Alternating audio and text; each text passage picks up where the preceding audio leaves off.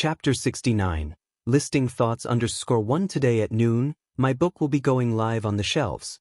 Since it's going live, naturally I have to write some thoughts on launching. First of all, I very much appreciate the readers and big shots for following and for the support for this book. As a newbie to writing, this being my first book, achieving such results is, to tell the truth, really surprising, quite unexpected.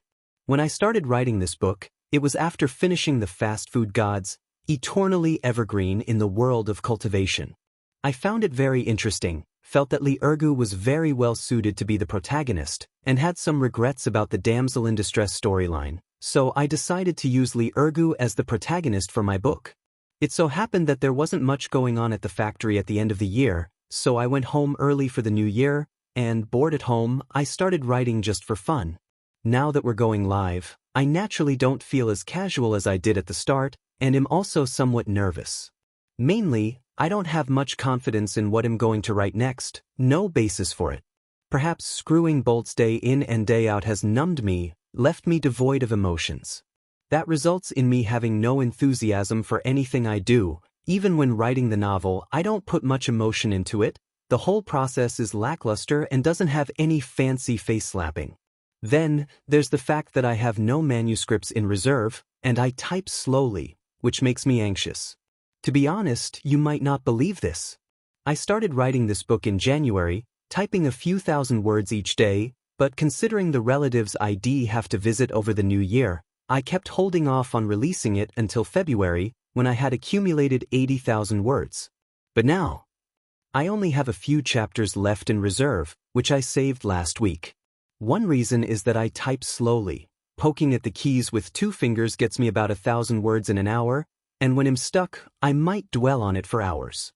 The second reason is that I excitedly published my book, but then I only had single-digit collections per day, no one commented, and I felt so discouraged that I didn't write at all for a week. If I hadn't had the few manuscripts saved up, I feel like I would have vanished into thin air. That feeling was truly agonizing. After that, I tried a few recommendations, got some achievements, and found the motivation to take things a bit more seriously, which made me a little afraid of loss, continuously revising the remaining manuscript over and over again. The chapters leading up to the book's launch, I've edited and modified extensively, going back and forth making several adjustments, which also caused delays in my typing and wasted a lot of my reserve drafts. All I can say is, writing a novel is a game of high aspirations and low abilities, and having an obsessive-compulsive disorder is truly problematic. Enough of the nonsense, let's talk about what happens after the launch. The book will go live precisely at noon, and at that time, I will release the few chapters one have saved up. Looking at it, there's a total of 12,000 words, which also meets the rule of 5 updates for a launch, and with what I continue to type today, reaching 15,000 won't be an issue. In any case, I will try to write as much as I can. Regarding additional updates, I'll do 1 extra chapter for every patron and 5 for each alliance leader, plus 1 for every 500 monthly tickets. That should be enough to motivate me. Since I have no reserve and type slowly, I can't manage more than that anyway. As for the updates, I'm afraid of jinxing myself by promising too much, so I'll commit to at least 5,000 words.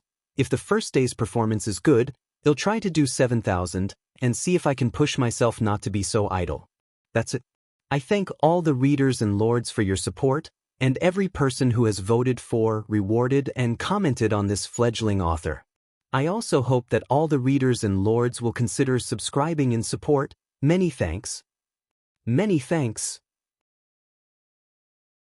Chapter 70. Sister Miaoga, I've never been to this kind of place before.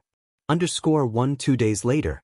2 iron feather eagles, like sharp swords, shuttled through the clouds and mist. Chongqing, the 9 Dragons Market is just ahead. Get ready to descend. Be careful not to collide with the market's formation, or you'll face an attack from the formation. Clad in a long white dress with raven-black hair cascading over her fragrant snow-white shoulders, Lu Miaoga sat elegantly upon an iron feather eagle, transmitting her voice to Lu Chongqing. Okay, Sister Miaoga. Lu Chongqing nodded. He could already see the vast 9 Dragons Market ahead of him. Looking down from high above, the entire marketplace appeared to be even larger than Qingzhou Mountain, covering an estimated tens of thousands of acres. It was surrounded by 9 towering peaks, piercing the sky and forming an arch. This was also the origin of the name 9 Dragons Market. On the 9 peaks, one could see terraced fields filled with spirit plants, and around the marketplace, large tracts of spirit fields were cultivated. The interior of the marketplace was obscured by formations, appearing hazy, only allowing a general outline to be discerned, without clear details. As they neared 9 Dragons Market, the number of cultivators coming and going increased significantly. Some rode spiritual birds, some flew with magical instruments, and others steered flying boats. There were also quite a few mounted on demon beast steeds, sprinting across the land or escorting goods. This gave Lu Changxing a sense of the intense atmosphere of cultivation. Having stayed within Qingzhou Mountain all this time, this was his first visit to such a cultivator's marketplace. The Bullhead Mountain back then was just a small gathering place for loose cultivators, not even a proper marketplace, and it lacked the atmosphere of cultivation. A moment later, Lu Changxing and Lu Miaoge safely landed their iron feather eagles next to the entrance of the 9 Dragons Market. While it was called a marketplace, it looked much like a city. It was much more magnificent than Rui County City, which he had visited before. The nearly 100-meter-tall walls of the city lay like a slumbering dragon, connecting and encircling the 9 protected peaks. There was a faint fluctuation of spiritual energy on the city walls, clearly marked with formations. Lu Changxing felt that the defensive formation of the 9 Dragons Market was an even higher level than that of Qingzhou Mountain. But that was to be expected. Qingzhou Mountain was a second-grade middle-grade spirit vein. The 9 Dragons Market was rumored to be a second-grade high-grade spirit vein with multiple branches, making it much larger than Qingzhou Mountain. Moreover, the 9 Dragons Market was established by the Qingyun sect, naturally equipped with great formations set by an array master. The two reached the entrance gatehouse. The gatehouse towered dozens of meters high, majestic and expansive, making one feel very small when standing before it. There were 2 Qingyun sect cultivators standing guard at the entrance, with a small pavilion nearby. Every cultivator entering the marketplace had to show an identity token. Without an identity token, one needed to register information and pay spirit stones to get one at the small pavilion. Lu Miaoge told Lu Changxing that the identity token came in temporary and long-term versions. The temporary one cost a single spirit stone and was only valid for half a month. The long-term fee was 10 spirit stones, valid for 2 years. Only those who bought a house in the marketplace or owned a shop could get a free living quota. If the identity token expired and was not renewed on time while one was still inside the marketplace, they would be captured by the Qingyun sect's enforcement team and fined spirit stones. And if they didn't have spirit stones to pay the fine, they would be arrested and put to work to repay the debt. This was also one of the main sources of profit for the establishment of the marketplace. Hearing this, Lu Changxing couldn't help but quietly sigh. No wonder many cultivators avoided coming to such large marketplaces. Although it was safer and more convenient than the outside, for lower-level cultivators, the entry fee was not a small amount. Moreover, after entering the marketplace, they would have to pay for food, lodging, and other expenses. As for buying a house or owning a shop in the marketplace, it was obviously very difficult without even thinking much about it. Indeed, cultivation is difficult, but survival is even harder. Afterwards, Lu Changxing followed the crowd and paid 10 spirit stones to get a long-term identity token. He could later seek reimbursement from the Lu family for these 10 spirit stones. With the identity token in hand, Lu Changxing followed Lu Miaoge into the 9 Dragons Market. Upon entering the city, a bustling street was immediately before his eyes. People were coming and going on the street. Men, women, the elderly, and the young, almost all of them cultivators, with pavilions, towers, palaces, and houses lining both sides. The Qingyun sect has regulations: no fighting or causing trouble within the marketplace, arbitrarily setting up stalls, or sleeping on the streets overnight. Once discovered or reported, the enforcement team will come to punish the offender. Moreover, Aside from the Qingyun sect's enforcers and foundation establishment great cultivators, ordinary energy refining cultivators are not allowed to fly with instruments or ride mounts or demon beasts within the marketplace. Lu Miaoge transmitted this information to Lu Changxing. Hearing this, Lu Changxing nodded. No wonder he didn't see anyone flying or riding mounts. They were all walking. His confidence in the security environment of the Nine Dragons market grew. The Nine Dragons market is divided into 5 areas: east, west, south, north, and center. The central area is also the core of the second-grade spirit vein and is where Qingyun sect disciples live and cultivate. Only a small portion of cave dwellings is open to outsiders. The eastern district is where some cultivator families and wealthy households reside. Our Lu family has a large compound there. You can also stay there if you like. The spiritual energy is between that of a first-grade and middle-grade spirit vein. The western district is where loose cultivators live. The conditions there are relatively worse, but it also has the standard of a first-grade spirit vein. The southern and northern districts are commercial and entertainment areas, with all sorts of inns, taverns, and shops for daily living needs located in these 2 districts. We are now in the northern district, and our Lu family's spiritual talisman shop is just ahead. Lu Miaoge guided Lu Changxing as they walked towards the center of the city, continuously introducing him to the details of the Nine Dragons market. Chapter 71. Sister Miaoge, I've never been to this kind of place before. Lu Changxing nodded as he listened. It was the first time he had heard Lu Miaoge talk so much. However, he also knew that Lu Miaoge was just a person of few words by nature, usually quiet and seemingly aloof from worldly matters, but actually quite amiable. It was for this reason that she had brought him to Nine Dragons Marketplace, knowing that he was a stranger to this place, and thus she provided such detailed introductions.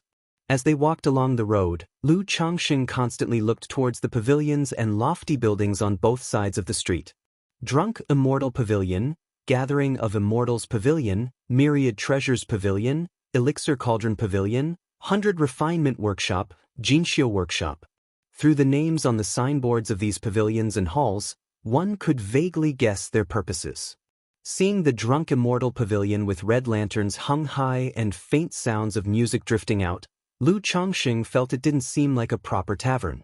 Changxing, you're a married man now, better to avoid such places. Not only do they waste money, but they can also affect your cultivation, Lu Miaoge said softly with a hint of shyness in her voice as she saw Lu Changxing looking at the Drunk Immortal Pavilion. Hearing this, the corner of Lu Changxing's mouth twitched. He instantly understood what kind of place the Drunk Immortal Pavilion was. No wonder he vaguely heard sounds of giggling women. He hadn't misheard after all. Indeed, fairies were not only in the mortal world but also in private rooms. Sister Miaoge, I was just wondering why that tavern looked odd, so I took a second glance. I never visit such places, Lu Changxing said, straightening up earnestly. He genuinely had no interest in such places. He was a man with 5 wives, 6 concubines, 2 favored courtesans, and a handmaid. Why would he need to frequent such spots? Even though he constantly thought of taking concubines, specifically fairies, to have his children, he would never go there to persuade a celestial maiden to lead an honest life. Wouldn't that be insane? But the young miss apparently knew about such places. No surprise there, she might not seem of this world, but she is 6 years older than himself. Having frequented the marketplace over the years and managed shops, she could hardly be a completely naive young girl. That's good then. Lu Miaoge slightly pursed her lips and responded indifferently, not elaborating on the subject. Then she continued to introduce some information to Lu Changxing. Thus, as they talked and walked, almost a quarter of an hour passed, and Lu Miaoge stopped in front of a shop. She said to Lu Changxing, "This is our Lu family's spiritual talisman shop." Lu Changxing looked at the shop in front of him. The shop was a 3-story structure in line with the main street, about 6 zhang high, with carved beams and painted rafters, resplendent yet not gaudy. A signboard reading Qing Zhu Lu's spiritual talisman shop hung above. Shopkeeper. At the entrance of the shop, a youthful girl around 17 or 18, pretty and wearing a work outfit marked with Qingzhu Lu's spiritual talisman shop, greeted Lu Miaoge with a grace.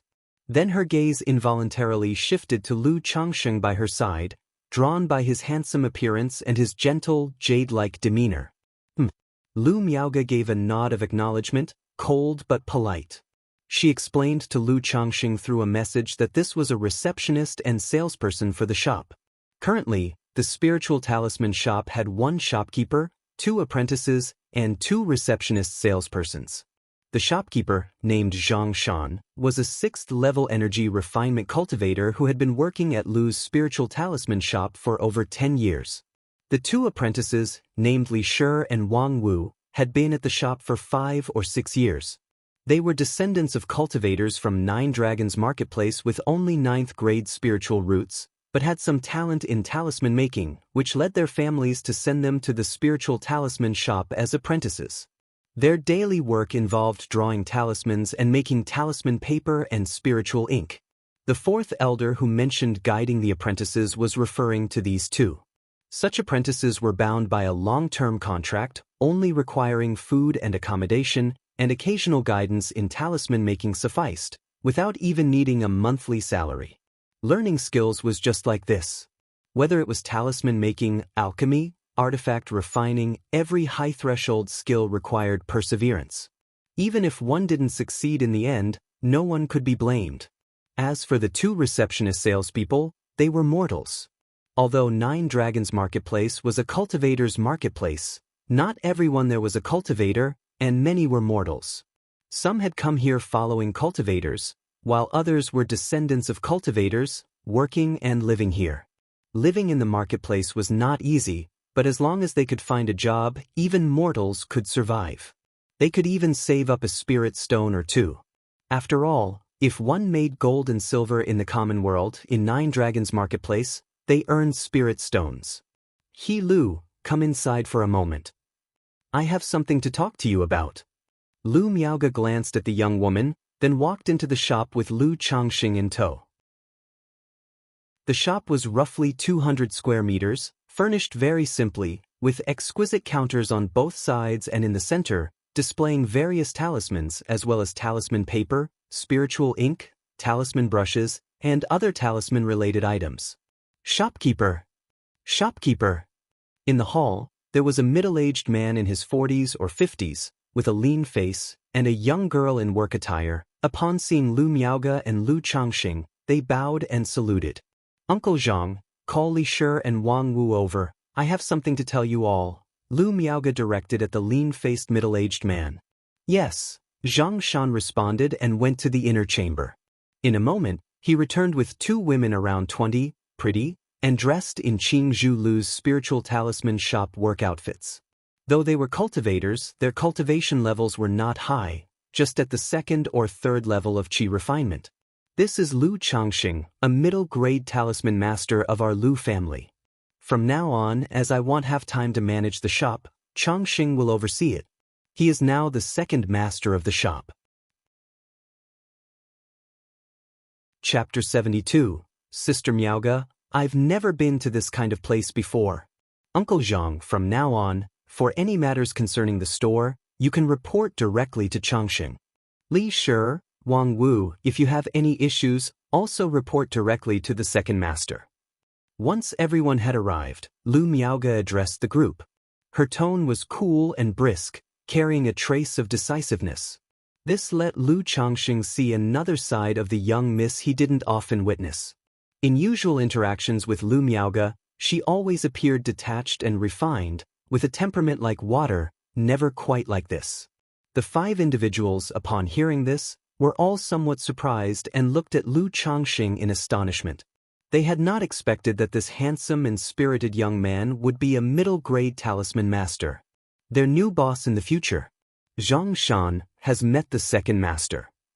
Li Shi has met the 2nd master. Wang Wu has met the 2nd master. He Lu has met the 2nd master. Sun Qi has met the 2nd master. The 5 people didn't think much and immediately saluted with their hands. Surprise and astonishment in their eyes were replaced by envy, admiration, respect, and yearning. A middle-grade talisman master, no matter where, could lead a comfortable life. Especially after they heard the name Lu Changxing and surname Lu. They subconsciously thought he was a scion of the Qingzhou Lu family. Coming to take over the shop was just for experience and to familiarize himself with life. Handsome, talented, and from a good family, it was truly enviable. Especially for Li Shi, Wang Wu, and the two sales attendants, the way they looked at Lu Changxing had changed. "It'll be troubling you all from now on." Lu Changxing smiled at everyone and slightly bowed his hands. Lu Miaoge had talked to him about the shop before coming. The shop's day-to-day affairs were generally well managed by shopkeeper Zhang Shan, and he didn't need to worry too much. Aside from guiding Li Shi and Wang Wu in talisman making, his main task was to watch over the inventory. The spiritual talisman shop needed to restock its inventory every month. These goods, naturally, could not all rely on the Lu family alone. Superior grade and even supreme talismans were mostly drawn by the fourth elder. However, basic talismans and lower to middle grade talismans were mostly acquired from various loose cultivator talisman masters. Although these loose cultivators had cooperated with the Lu family for many years, in terms of quality, it still required the oversight of a talisman master like him, to prevent the issue of inferior quality being passed off as good quality. After all, the items sold in such shops generally cost more than those on loose cultivator stalls. This increase in price was a guarantee of quality. Materials like talisman paper, spirit ink, and talisman brushes were no exception. Furthermore, sometimes when the shop was out of a certain type of talisman and a customer urgently needed one, he, as a talisman master, would do his best to draw one if he could. After introducing Lu Changxing to the employees, Lu Miaoge didn't say much more and let everyone disperse. She took out a stack of talismans from her storage bag and handed them to Zhang Shan. All were first-grade middle and superior talismans. Every month when she returned, in addition to guidance from the fourth elder in talisman making, she would also bring back a batch of talismans from him. Lu Miaoge told Lu Changxing that in addition to some middle and superior grade talismans, the fourth elder would also draw 3 first-grade supreme talismans every month. These were the treasures of the spiritual talisman shop, the backbone of their establishment. However, she would not give these 3 supreme talismans to Zhang Shan. Instead, she kept them on her person. If someone wanted them, she would conduct the transaction in person. Afterward, she took Lu Changxing on a tour of the shop and introduced him to its situation. The shop had 3 floors. The first floor housed the sales hall, a reception room, and a small courtyard in the back. The second floor was where Li Shi and Wang Wu worked and rested. The third floor was designated for the boss Lu Miaoge to rest and sleep, equipped with a living room, bedroom, lounge, talisman room, and storage room. The third floor had restrictions set up, and one needed a token to enter. Then, Lu Miaoge told Lu Changxing that she rarely stayed there. If Lu Changxing found it inconvenient to stay at the Lu family's Eastern District mansion, he could also stay here. Lu Changxing was indifferent. He expressed his preference to first stay at the Lu family mansion in the Eastern District. Having come to Nine Dragons Market, he thought it appropriate to make a visit there. Before coming, the fourth elder had told him that the Nine Dragons Market was not limited to just one spiritual talisman shop, but also included other Lu family businesses. The second elder of the Lu family was in charge of the Lu family's marketplace affairs, and he usually resided in the Nine Dragons Market. He informed him that should he need anything, he could also directly seek out the second elder. So naturally, having arrived, he should pay a visit. This was the way of the family, with many social obligations. Otherwise, he would appear too aloof and asocial. "Sister Miaoge, it's getting late, may I treat you to a meal? You'll be burdened with helping me in the days to come, otherwise I'd feel guilty." After taking a tour of the shop with Lu Miaoge and finishing the handover, Lu Changxing spoke to her. "Sure, let's just have something nearby." Lu Miaoge didn't refuse and gave a slight nod. "I haven't eaten anything good these 2 days, and I feel like there's no taste in my mouth at all. I've been looking forward to a good meal today. How could I settle for something casual?" "Sister Miaoge, what's good to eat around here?" Lu Changsheng spoke directly. Then let's go to Jade Meal Pavilion next door. I've eaten there several times and the food is very good, Lu Miaoge said thoughtfully. Then let's go, Lu Changsheng nodded. Consequently, the two descended the stairs. At that moment, there were customers in the store examining talisman brushes, with an attendant providing detailed explanations. Even though the attendant was a commoner, they were trained and knew these items inside out. Lu Changsheng and Lu Miaoge didn't linger, gave a slight nod to shopkeeper Zhang Shan to signal their departure, and left the shop. They arrived at a place not too far away, the Jade Meal Pavilion that Lu Miaoge had mentioned. Chapter 73, I am willing to be a concubine for my master. _1 The facade of Jade Meal Pavilion appeared quite ordinary, decorated with simple and modest elegance, not as impressive as the Lu family's spiritual talisman shop. But the business inside was booming, not even mealtime yet, and it was already more than half full. After finding a place to sit down, Lu Miaoge ordered 2 dishes and 2 servings of spirit rice from the server. Seeing this, Lu Changsheng couldn't help but smile. Sister Miaoge, there's no need to be frugal on my account, I've managed to save some spirit stones over the years. His living conditions had improved over the past 6 months. As a result, he had saved quite a few spirit stones. Before heading out, he counted them, a total of 306. He left 30 spirit stones at home for family expenses, and brought the rest with him. So treating Lu Miaoge to a meal didn't mean he had to pinch pennies. 2 dishes are enough for us to eat, more would be a waste, Lu Miaoge said with a light smile. Over the last 6 months, they had become quite familiar with each other while studying talisman making under the 4th elder.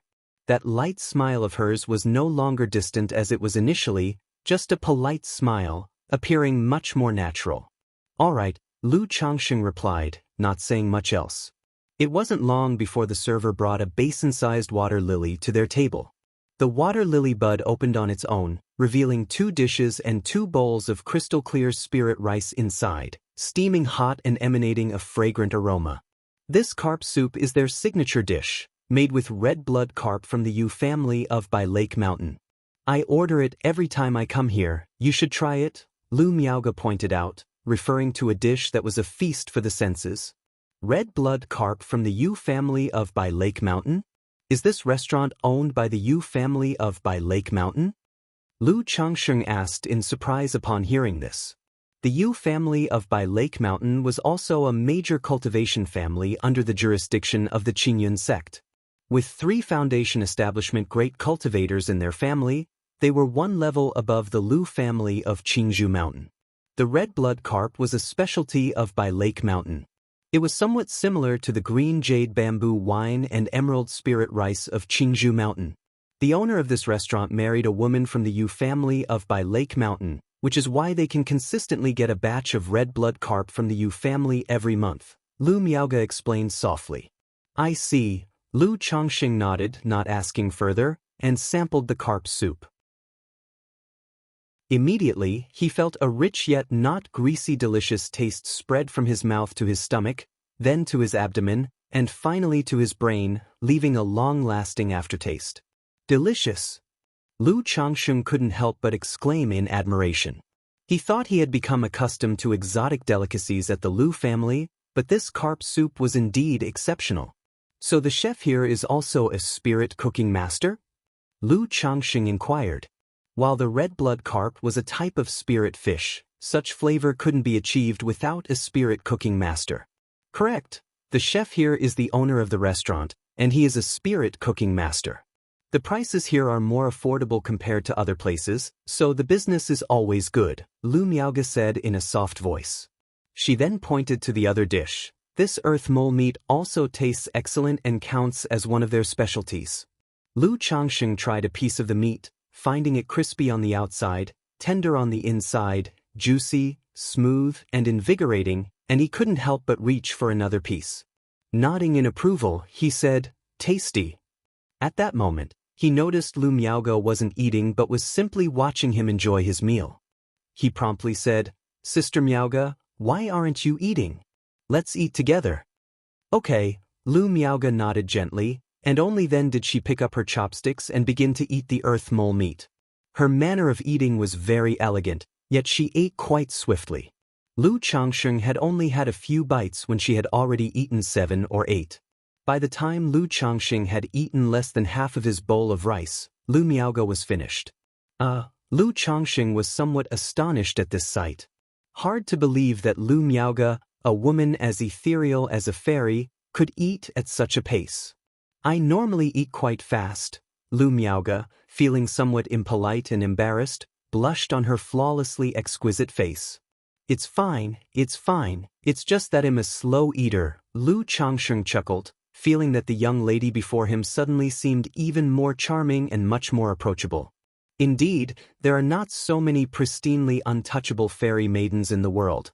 It's just that the great difference between two people makes one seem unattainable, creating such a perception, an illusion. When the relationship becomes intimate and you spend time together, things turn out to be quite normal. He immediately gestured for the server to add 2 more dishes and some more rice. No need, I'm full, Lu Miaoge said upon seeing this, taking out a handkerchief to gently wipe her mouth. All right, Lu Changsheng replied, not insisting, and then finished the rest of the food and went to pay the bill. 2 dishes and 2 servings of spirit rice came to a total of 4 spirit stones. No wonder Lu Miaoge only ordered 2 dishes, because indeed the price was somewhat expensive. When he first joined the Lu family, he earned only 2 spirit stones a month. Now Head spent 4 spirit stones on a single meal. However, Lu Changsheng wasn't too heartbroken about it. He felt the price was fairly reasonable. The carp soup and earth mole meat were both spirit food, and even the rice was spirit rice, which would be nourishing to the body after eating. He could still feel the spiritual energy flowing slowly through his dantian and meridians. And besides, the process of savoring delicious food was deeply satisfying, very pleasant. Just then, having seen how adorable Lu Miaoge ate, he thought that in the future, when there was no pressing matter, he might often invite Lu Miaoge out to eat, to build a closer relationship. But now, thinking it over, he decided against it. His current financial situation simply didn't allow for it. Maybe after he had sold all his talismans and turned them into spirit stones, it would have been more feasible. Sister Miaoge, is there a place in the 9 Dragons market where loose cultivators set up stalls for trading? Chapter 74. I am willing to be a concubine for my master. Lu Changsheng inquired Lu Miaoge. On this trip, he also thought of selling talismans and buying the heavenly and earthly treasures for cultivation of the 100 refinements treasure body art. So he thought of first going to see the loose cultivator stalls. At the junction of the Western District and the Southern District, there are several streets specifically set aside for people to set up stalls and trade freely. Although the items there are cheaper than in the shops, there are many scams, and there's hardly any chance of getting a good deal by stumbling upon something undervalued. If you're looking to buy something, it's still best to make purchases from legitimate shops. Upon hearing this, Lu Miaoge guessed Lu Changsheng's intent and voiced, a reminder. I'm just curious about this kind of stall setup, want to take a look and gain some experience, Lu Changsheng said with a smile. He wasn't holding out hope for any treasures or particularly cheap bargains. After all, these loose cultivators are all too shrewd, having struggled at the bottom, without certain means, how could one expect to find a bargain from their hands? In the midst of talking, the two returned to the spiritual talisman shop. Sister Lu. At that moment, a childish voice rang out. Lu Changsheng and Lu Miaoge heard the voice and looked over. In front of them, a dignified-looking young matron with a graceful figure and full-bodied stature, holding a 3- or 4-year-old girl in her arms and carrying a lunchbox, was walking in their direction. It was the small girl in the young matron's arms who was waving to Lu Miaoge and calling out, "Master." This young matron wore a plain goose-yellow dress, her black glossy hair arranged in a married woman's bun, slanted with an ebony hairpin, giving her a demure and graceful appearance. Upon seeing Lu Miaoge, she also quickened her pace, slightly bowed, and called out softly. Her face might not be exceptionally beautiful, merely fair, with arched eyebrows, crimson lips and almond eyes, and a pert nose, exuding a mature charm. But her skin was very white, whether it was the fair complexion of her cheeks or the skin exposed at the neck, all was snowy white and delicate, soft and pliant to the touch. This creamy white skin, combined with her voluptuous and curvaceous figure, made the young matron look like a ripe peach, giving off a sense of fullness and juiciness. Aunt Bai, Nenin, came to deliver a meal to Uncle Zhang. Lu Miaoge obviously knew the two, and greeted them with a slight smile and a nod. She conveyed to Lu Changxing, "This is Zhang Shan's wife and daughter. They come to deliver meals to him every day." Zhang Shan inside the spiritual talisman shop also saw his wife and child arriving and immediately got up and hurried out. First, he gave a slight bow to Lu Miaoge and Lu Changxing nearby, then explained, "Second master, this is my wife, coming to bring me a meal." "No worries," Lu Changxing said with a smile. He knew the latter's explanation was out of concern that the new co-owner might have objections. Such matters, of course, he didn't mind and would not say anything. It just hadn't occurred to him that Zhang Shan seemed to be 50 years old, yet his wife was not only a cultivator but also so young, and their child was only 3 or 4 years old. But on second thought, this was quite normal. Most cultivators were older when they chose to start a family and have children. Moreover, although the woman appeared mature and charming, seemingly in her late 20s, her actual age was not necessarily so. After all, most female cultivators would buy youth-preserving pills, beauty-preserving pills. Like Lu Miaoge, she obviously had taken beauty-preserving pills. Compared to when Lu Changxing first met her 5 years ago, she looked almost the same, still retaining the appearance of a 20-year-old. This made Lu Changxing think about buying beauty-preserving pills for his own wives as well. He practiced the immortal beauty technique, which not only enhanced his charm but also preserved his youthful appearance forever. But his wives could not, and aside from Lu Miaoyun and Chu Zhenjin who were able to practice cultivation, all the others were mortals who would age. However, thinking of the price of the beauty-preserving pills and the need to give gifts, he would have to give more than 10 gifts at once. Lu Changxing could only temporarily dismiss the idea. Lu Miaoge didn't chat much with Zhang Shan either, merely nodding slightly, her expression cool as she led Lu Changxing to the 3rd floor. She usually stayed on the 3rd floor, either cultivating and resting or drawing talismans, rarely on the 1st floor. Now, the 3rd floor had an additional person, Lu Changxing. However, Lu Miaoge and Lu Changxing were quite familiar with each other and didn't mind sharing a room alone. At this time, Lu Miaoge also told Lu Changxing that although Zhang Shan was an old employee of the shop, he couldn't appear too familiar with him. If they were too close, it would make it difficult to manage later on. Lu Changxing naturally understood this principle and nodded in agreement. Afterward, Lu Miaoge shared with Lu Changxing some shop matters and management experience. These were all simple and easy to understand experiences, most of which Lu Changxing already knew. He had never eaten pork before, but he had seen pigs run. In his past life under the baptism of big data, he knew quite a bit about the art of managing people. Of course, knowing is one thing, doing is another matter altogether. Sister Miaoge, I used to think you were the kind indifferent to worldly affairs, but I didn't expect you to know so much. It's like getting to know you all over again. After listening to Lu Miaoge, Lu Changxing joked with a laugh. Today he surely saw another side of Lu Miaoge, so the conversation was much less restrained than before. Hearing this, Lu Miaoge couldn't help but smile, her beauty blossoming like a celestial flower, captivating.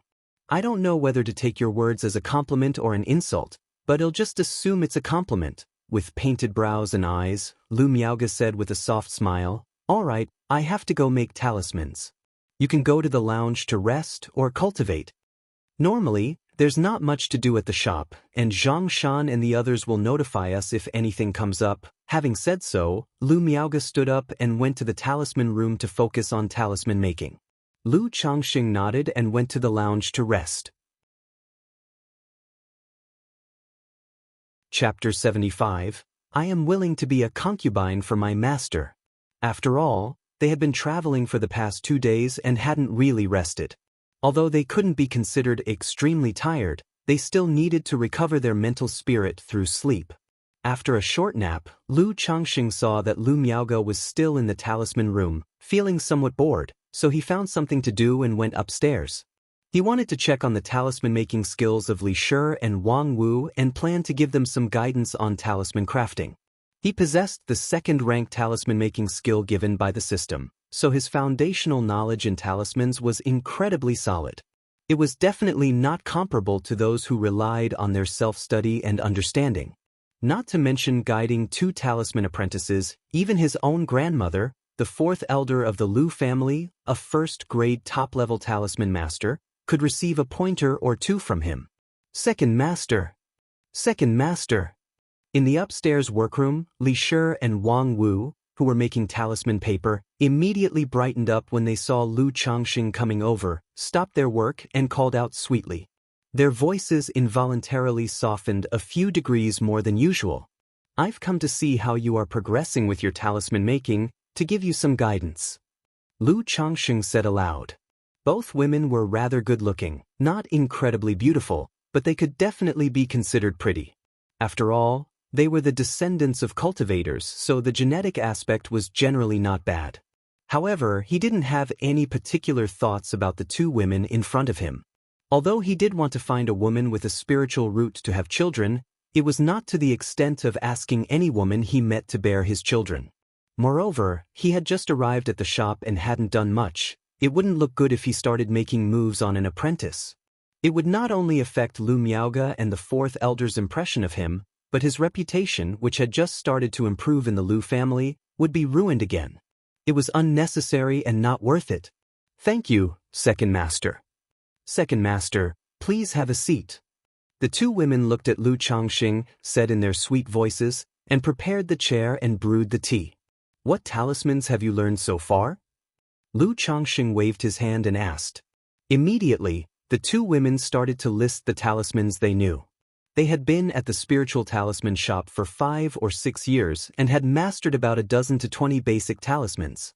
This was also because, as apprentices, they had to create profits for the shop, so they needed to learn a variety of different talismans. Although basic talismans didn't make much money, as a spiritual talisman shop, it was necessary to have a sufficient variety of talismans. "Okay, show me the talismans you have been practicing lately by drawing them for me." Lu Changxing nodded and instructed. Both women immediately took out their talisman brushes, talisman paper, and spirit ink to start the talisman-making process. At this moment, Li Shi, while halfway through the drawing, failed, and the talisman paper emitted blue smoke. She became somewhat flustered and stuttered to Lu Changxing, "Second master, I'm sorry, I got a bit nervous." She was normally very cheerful, but in front of Lu Changxing, she couldn't help but feel a touch of nervousness. "What's there to be nervous about? I'm not some flood or beast, and I certainly don't eat people. If you fail, just continue, that's all." Lu Changxing couldn't help but smile and waved his hand.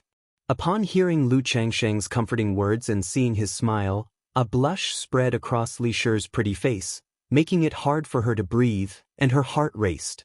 There were many handsome men in the world, but how many were handsome, came from a good family background, and were also a middle-grade talisman master? At least Li Shi hardly ever came across such men in her daily life, so Lu Changxing's smile made her heart flutter more than usual, and her nervousness intensified. "Why is your face turning red like a teapot?" Lu Changxing saw that her face was red, with a love-struck expression, and was momentarily at a loss for words. "I haven't even done anything, and you're already like this? Unknowingly, has my charm become so great?" Lu Changxing couldn't help but sigh inwardly. He also suddenly realized that he was no longer his former self. Not only was he handsome, but he was also wealthy and accomplished at a young age. Such a mundane woman.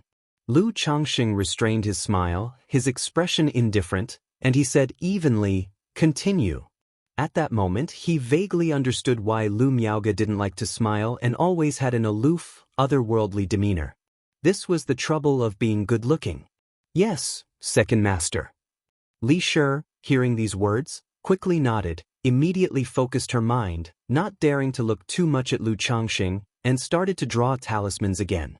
Lu Changxing could tell that the 2 women had a solid foundation in basic talismans. They were almost ready to try drawing lower-grade talismans. However, he had no immediate plans to teach the two women how to do so. Once they started learning to draw lower-grade talismans, most of their time and energy would be consumed in that endeavor. This would undoubtedly interfere with their current work. Better to have the two women continue to lay the foundation until they were completely solid, and then try lower-grade talismans. Soon after, Lu Changxing, with a detached manner, gave the two women pointers on talisman making. The two apprentices felt that this second master explained things more thoroughly and understandably than the senior master, proving extremely beneficial to them. That's enough, practice more on your own during your free time. Wait a while longer, and if you perform well, they'll teach you lower-grade talismans. After drawing them a proverbial carrot, Lu Changxing left the second floor. He could clearly sense that, despite his indifferent demeanor, he couldn't deter the two women's enthusiasm at all. He estimated that with just a wave of his hand, the two apprentices would take the initiative to come forward. Yet, he still had no such intentions. It was still the same reasoning as before, it wasn't necessary and the cost wouldn't be worth the benefit. Speaking of which, does this count as peach blossom luck? Lu Changxing suddenly thought. Thank you, second master. Thank you, second master. The two women, hearing his words, were overwhelmed with joy, and their eyes seemed to brim with tears as they looked at Lu Changxing. Handsome, from a good family and a middle-grade talisman master, he was the man of their dreams. If only I could marry the second master, Li Shi murmured after Lu Changxing's retreating figure had disappeared. You silly girl, smitten much? Is your heart aflutter? Wang Wu teased. With the second master being so handsome and speaking so kindly, and also as a middle-grade talisman master, don't you like him? Li Shi said defiantly in response to Wang Wu's teasing. Of course I like him, but what good is liking him? We're not worthy of the second master. I'd even be content to marry him as a concubine, Wang Wu said with the same conviction. Li Shi felt a bit disheartened upon hearing this. In the cultivation world where men outnumbered women, young female cultivators were highly prized. People like them naturally had suitors, and many came knocking to propose. But they both had some talent in talisman making and a future as elementary talisman masters loomed. Once they became talisman masters, even if only elementary, they could expect to marry into a respectable household. But now, before Lu Changxing, the thought of marriage made them feel inferior. Chapter 76. Meeting the second miss again. Chenggu takes you to read books and taste tea. _1 After coming down from the second floor, Lu Changxing arrived at the first floor to check the items for sale in the shop. He looked to see if there was anything he wanted. On this trip, he also wanted to buy a magic artifact drawing pen and some supreme talisman paper and supreme spirit ink. While at the third-level energy refinement stage, Lu Changxing had attempted to draw superior-grade talismans. But limited by his cultivation level and talisman-making tools, his success rate was very low. He only drew a dozen or so to carry with him for emergencies. Not long ago, after breaking through to the fourth-level energy refinement, he tried drawing superior-grade talismans again, which was still somewhat difficult. He could only draw a few simpler superior-grade talismans, and the success rate was only about 40 to 50%. For other talisman masters, this success rate was already quite remarkable. But in Lu Changxing's view, it was still lacking. Therefore, he thought of buying a better magic artifact pen, and then some supreme quality talisman paper and spirit ink. This way, not only could his success rate improve, but he would also be confident in drawing the more challenging superior-grade talismans. Whether heads sell the talismans was another matter. At least having more superior-grade talismans on hand would give him an extra sense of security. Otherwise, what would he do if he encountered unforeseen dangers while traveling between Nine Dragons Market and Qingzhou Mountain? Lu Changxing began to check the items for sale in the shop. Most of the talismans for sale were of the lower grade, primarily. Then there were basic talismans and middle-grade talismans, as well as a few superior-grade talismans. In addition to spirit talismans, the shop didn't only have drawing pens, talisman paper, and spirit ink, but also some related raw materials and books on talismans. Then he looked at the prices of the magic artifact pens, supreme talisman paper, and supreme spirit ink at the talisman making tool counter. Lower grade magical instrument pens, 70 spirit stones. Middle grade magical instrument pens, 200 spirit stones. Superior grade magical instrument pens, 600 spirit stones. Supreme talisman paper comes in different qualities, divided into fine quality and good quality. Fine quality, 50 spirit stones per stack, 10 sheets. Good quality, 30 spirit stones per stack, 10 sheets. Supreme spirit ink also comes in different qualities, divided into fine quality and good quality. Fine quality, 50 spirit stones per box. Good quality, 30 spirit stones per box. So expensive, Lu Changxing said, unable to help clicking his tongue as he looked at the prices. He had felt quite wealthy before. But looking at the prices, he suddenly realized he was quite poor, especially poor. After buying a middle-grade magical instrument pen, he wouldn't have much left. For my current needs, a middle-grade magical instrument pen is enough, he said. Moreover, unlike ordinary pens, a magical instrument pen is very durable, can be used thousands of times, and I don't need to worry too much about it being damaged, he added. Lu Changxing stroked his chin, planning to purchase a middle-grade magical instrument pen. After all, such an item could be used for a long time once bought. As for the price of talisman paper and spirit ink, he thought they were quite reasonable, not too expensive. After all, a superior grade talisman could sell for 30 to 50 spirit stones. And a supreme talisman could sell for more than 200 spirit stones. However, being able to sell at such prices was also because of the barriers and difficulties involved. Like Fourth Elder, being a first-grade top-level talisman master, he only sells 3 supreme talismans per month, also due to the high failure rate. After deducting the time and material costs, the profit is limited. Not everyone is like Lu Changxing, who has a knack for talisman making, as easy as eating and drinking. I'm not in a hurry. Right now, I need the spirit stones to purchase the materials for the 100 Refinements treasure body art. I'll go to Southwest Street tomorrow to see, he said. I'll see if there are any materials suitable for the 100 Refinements treasure body art and if I can sell some talismans to make some money, Lu Changxing mused to himself. He then asked the shopkeeper, Zhang Shan, about the cost price for items like the magical instrument pens, supreme talisman paper, and spirit ink. Zhang Shan didn't hide the information and told the truth. The cost price for a lower-grade magical instrument pen is 43 spirit stones. The cost price for a middle-grade magical instrument pen is 139 spirit stones, and for a superior-grade magical instrument pen, it is 500 spirit stones. Because the Lu family didn't have an artifact refiner, these were purchased from other places to sell. About the talisman paper and spirit ink, fine quality was made by the Lu family themselves, good quality was both self-made and outsourced using provided materials, and Zhang Shan wasn't clear about the cost. After hearing this, Lu Changxing nodded, deciding to take a middle-grade magical instrument pen from the shop at cost price when the time came. Then he inquired about the shop's daily revenue, sales, which talismans sold well, and the prices and quantities of talismans bought from other places, among other things. Lu Changxing had an idea in mind. If he were to be fully responsible for managing the shop in the future, could he possibly sell all the talismans he had through this shop? For these queries, Zhang Shan responded truthfully, giving Lu Changxing a good understanding of the spiritual talisman shop.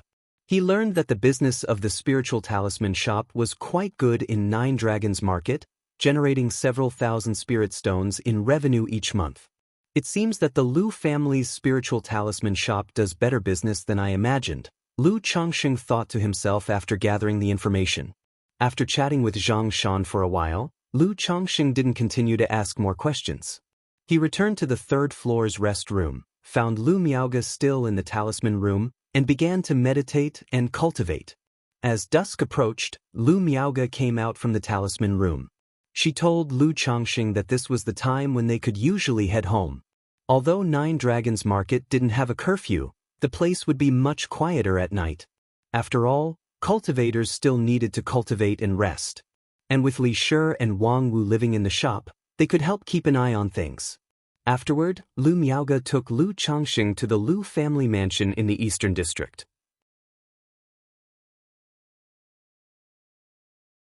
Chapter 77. Meeting the second miss again. Chenggu takes you to read books and taste tea.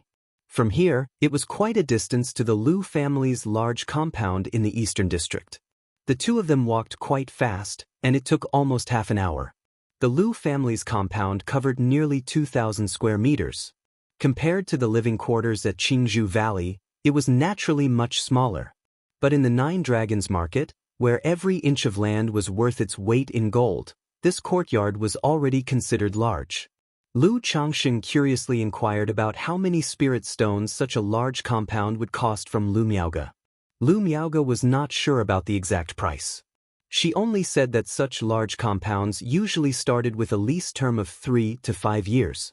As for the price, it varied from several dozen to 100 spirit stones a year. Hearing this, Lu Changxing couldn't help but click his tongue in wonder. Just the annual rent would cost dozens to hundreds of spirit stones. For buying, wouldn't it require several thousand spirit stones? Indeed, no matter where you were, buying a house was never easy. Upon arriving at the compound, Lu Miaoge asked the house steward if the second elder was home. Now that she brought Lu Changxing over, it was natural to meet this second elder of the Lu family. The steward indicated that the second elder was resting in the back courtyard, and led the two to meet the second elder. Shortly after, Lu Changxing saw the second elder of the Lu family. He had white hair, but his complexion was very rosy and lustrous, as if he was a baby. A tall figure dressed in a green robe, he leaned on a jade bamboo cane, exuding an imposing aura without being angry. This second elder was in charge of the Lu family business, often abroad. This was the first time Lu Changxing had met him. Second elder. Great uncle. Lu Changxing and Lu Miaoge bowed to the second elder in unison. The second elder nodded, stood up to look at Lu Changxing, and with a slight smile said, "So you are Changxing. At such a young age you have already become a middle-grade talisman master. Very good. From now on, in the Nine Dragons Market, if you need anything, you can come directly to me," he said. The second elder's generous palm patted Lu Changxing on the shoulder as he spoke. "Yes, second elder," replied Lu Changxing, bowing respectfully. Afterward, the second elder had the steward arrange a room for Lu Changxing. He also mentioned that there would be a banquet in the evening to welcome and cleanse him from his travels, to let him get acquainted with the other Lu family disciples and to encourage him to interact more in the future. Lu Changxing naturally responded respectfully to these words. He knew that as he was now integrating into the Lu family, such social interactions and affairs of human relationship were hard to avoid. Soon after, the steward arranged a small courtyard for him. The courtyard was not big, only a little over 100 square meters, even smaller than the one he had at Qingzhou Villa. It had simple formation effects for sound insulation and gathering spiritual energy. The spiritual energy was not as good as in Qingzhou Valley, but it was much better than Qingzhou Mountain. At night, a servant came to inform Lu Changxing about the banquet. Lu Changxing nodded and proceeded to the hall.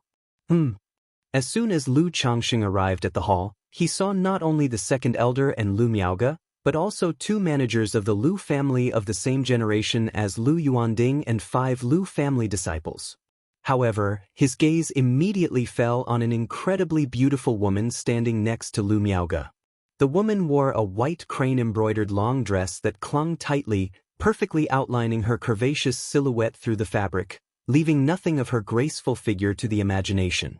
But beneath the slits of the tailored hem, one could see her long, straight legs sheathed in thin, white silk stockings, which rendered her already fair and smooth legs with an added touch of a high-class, sanctified allure. Her delicate feet wrapped in white silk stockings stepped into a pair of flowing cloud-patterned silver high heels, accentuating her graceful and tall figure even more vividly. This woman was none other than the second young Miss Lu Miaohuan, who had been on a blind date with Lu Changxing once before. Lu Changxing had not expected this second young miss to also be in the Nine Dragons Market. And this second young miss had even switched from black to white stockings. It had to be said, the second young miss had a really good figure. Especially those legs, perfectly proportioned, a bit more would be too plump, a bit less would be too skinny, straight and rounded. Whether in black or white stockings, they presented an astoundingly enticing appearance on her. Lu Miaohuan too noticed Lu Changxing, and seeing his gaze linger on her, promptly gave a cold snort, turning her head to look elsewhere. Lu Changxing just smiled and pretended not to notice. He was aware that the second young miss still held a grudge. That was normal. It had only been half a year since their blind date, and he had rejected the second young miss, marrying Lu Miaoyan instead. With the proud temperament of the second young miss, how could she easily forget and not hold a grudge? If it wasn't for the second elder hosting a welcoming banquet, the second young miss probably wouldn't even want to see him, much less show a pleasant expression. However, seeing Lu Miaoge and Lu Miaohuan, the sisters similar in appearance and figure, standing side by side made Lu Changsheng's mind wander, thinking what the eldest miss might look if she dressed alike. Or perhaps, the two sisters, one in white, the other in black. Lu Changsheng dared not entertain the thought any further, immediately suppressing the wild horse of his mind. It was far too exciting, not to be pondered further. If family head Lu Yuanding knew he was entertaining thoughts about his two daughters, he might just cleave him with a sword. Second elder, he greeted as he bowed to the second elder. Chongqing, let me introduce you to. The second elder naturally saw Lu Miaohuan's small gesture but said nothing. He was aware of the small history between Lu Changxing and Lu Miaohuan. It was precisely this incident that made Lu Yuanding see his daughter restless at home, hence he allowed her to come to Nine Dragons Market to find something to do, and also to take her mind off things. Thereupon, under the introduction of the second elder, Lu Changxing got acquainted with the two managers of the Lu family, and also with the other 4 Lu family disciples. These individuals, capable of handling affairs in the Nine Dragons Market, held not low positions within the Lu family, belonging to the future upper echelon. Chapter 78. Meeting the second miss again, Chenggu takes you to read books and taste tea. Aside from Lu Miaohuan, who held a grudge and did not give Lu Changxing a warm reception, the others were all quite enthusiastic. After all, love and hatred never come without reason. Lu Changxing was easygoing, never offending anyone, and as a middle-grade talisman master, naturally, they were willing to be on good terms with him. Especially since these few were aware of Lu Changsheng's talent for talisman making, and the Lu family had always been encouraging Lu Changxing to fully integrate, they were naturally more inclined to foster good relations with Lu Changxing and would not do anything to offend him. Thus, Lu Changxing became acquainted with them. Well-fed and in high spirits, everyone left the event. A young man named Lu Miaoqing slung his arm over Lu Changsheng's shoulder and said as if they were old friends, "Changxing, since it's your first time out and about as your host, Brother Cheng will take you to read books and taste tea tomorrow." Read books and taste tea? Lu Changxing was stunned. That's right, this tea house is very good, with many famous teas and all kinds of books. Just yesterday, a batch of new teas and books arrived. You won't be disappointed, Lu Miaoqing said with a meaningful look. Brother Cheng, this reading books, tasting tea, is it legitimate? Lu Changxing asked with a strange tone in his voice, sensing something off. Lu Miaoqing glanced around and lowered his voice. Don't worry, would I take you to a reputable place? How about it, shall we broaden our horizons tomorrow? Lu Changxing fell silent for a moment. Indeed, he hadn't guessed wrong. This was not a proper read books, taste tea your brother-in-law, for crying out loud. What kind of brother-in-law would take their brother-in-law to broaden their horizons in such a way? Also, you bring this up as soon as I arrive at Nine Dragons Market and want to take me to such a place, isn't that a bit improper? Or is that how you see me in your heart? Lu Changxing thought to himself, then said, Brother Cheng, I'm not that kind of person, I don't go to those places. But if you don't see the world, how will you gain experience? This is also a form of cultivation, Lu Miaoqing argued. There's a saying, tea is like a beauty, it should be savored slowly, and a lady is like a book, she should be read carefully. This reading books, tasting tea, is about observing all walks of life, experiencing the various flavors of life, and is the best way to gain life experience. Don't worry, I definitely won't tell Sister Miaoyan about this, Lu Miaoqing assured. Lu Changxing. Damn it, a visit to a brothel is being made to sound so classy and pure. Lu Changxing had not expected the Lu family to have such a talented speaker. However, he did feel that there was some truth to what was said. It was indeed a way to gain experience and see the world. When someone travels alone, they should see more of the world, right? Maybe next time, Lu Changxing said after some contemplation. While he wanted to gain experience, the idea of doing such things just upon arriving at Nine Dragons Market gave him a sense of guilt. Moreover, he had more important things to do. He planned to stroll around the loose cultivator marketplace tomorrow. Alright then, whenever you want to go, you can look for Brother Cheng. I know every corner of Nine Dragons Market, Lu Miaoqing said, patting Lu Changsheng's shoulder, feeling a bit bored. He had heard of Lu Changsheng's reputation and thought he could find a kindred spirit, but to his surprise, Lu Changsheng actually refused. Alright, thanks Brother Cheng. Lu Changsheng nodded, then returned to his room to meditate and cultivate for 2 hours before lying down to sleep. But as he lay in bed, he found it difficult to fall asleep, feeling like something was missing. Sigh, suddenly being alone, I'm not used to it, Lu Changsheng sighed softly. Used to cuddling with his wife and concubine each night, the sudden solitude made him feel uneasy and not at peace. He then got up, took out his talisman-making tools from his storage bag, and began drawing talismans. After creating 3 middle-grade talismans, he felt a sense of mental fatigue and took a sip of white jade 100 flowers wine before lying back down and gradually falling asleep. The next day, Lu Changxing got up, had a simple breakfast, and went to find his sister-in-law, Lu Miaoga, to accompany him to the spiritual talisman shop. During the process, he saw Lu Miaohuan again, but she showed no warmth toward him whatsoever. Although she was chatting with her sister, Lu Miaoga, the moment she saw him come over, she immediately let out an icy snort, her face full of disdain. Huan just has that temperament. She doesn't mean any harm, don't take it to heart, Lu Miaoga said, her face showing a hint of apology. Last night, Lu Miaohuan had come to ask her why Lu Changxing had come to Nine Dragons Market. She hadn't hidden anything and had told her sister about the fourth elder's plans to hand over the shop for Lu Changxing to manage. After hearing about the matter, Lu Miaohuan, despite her cold and disdainful remarks about Lu Changxing and his ability to manage the shop, was certain he would succeed. But she who knew her younger sister's personality very well understood. The more she acted like this, the more it indicated her sister was actually concerned about Lu Changxing.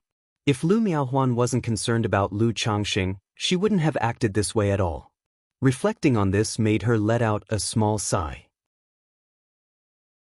If Lu Changxing were just an ordinary cultivator, in time, her sister might gradually forget and not dwell on it. But the problem was, Lu Changxing was no ordinary cultivator. Not only was he handsome, but he also had an exceptional talent in the talisman path, unparalleled and leading the rest by far. With time, he would become a first-grade middle-grade talisman master, a first-grade top-level talisman master, and even a second-grade talisman master.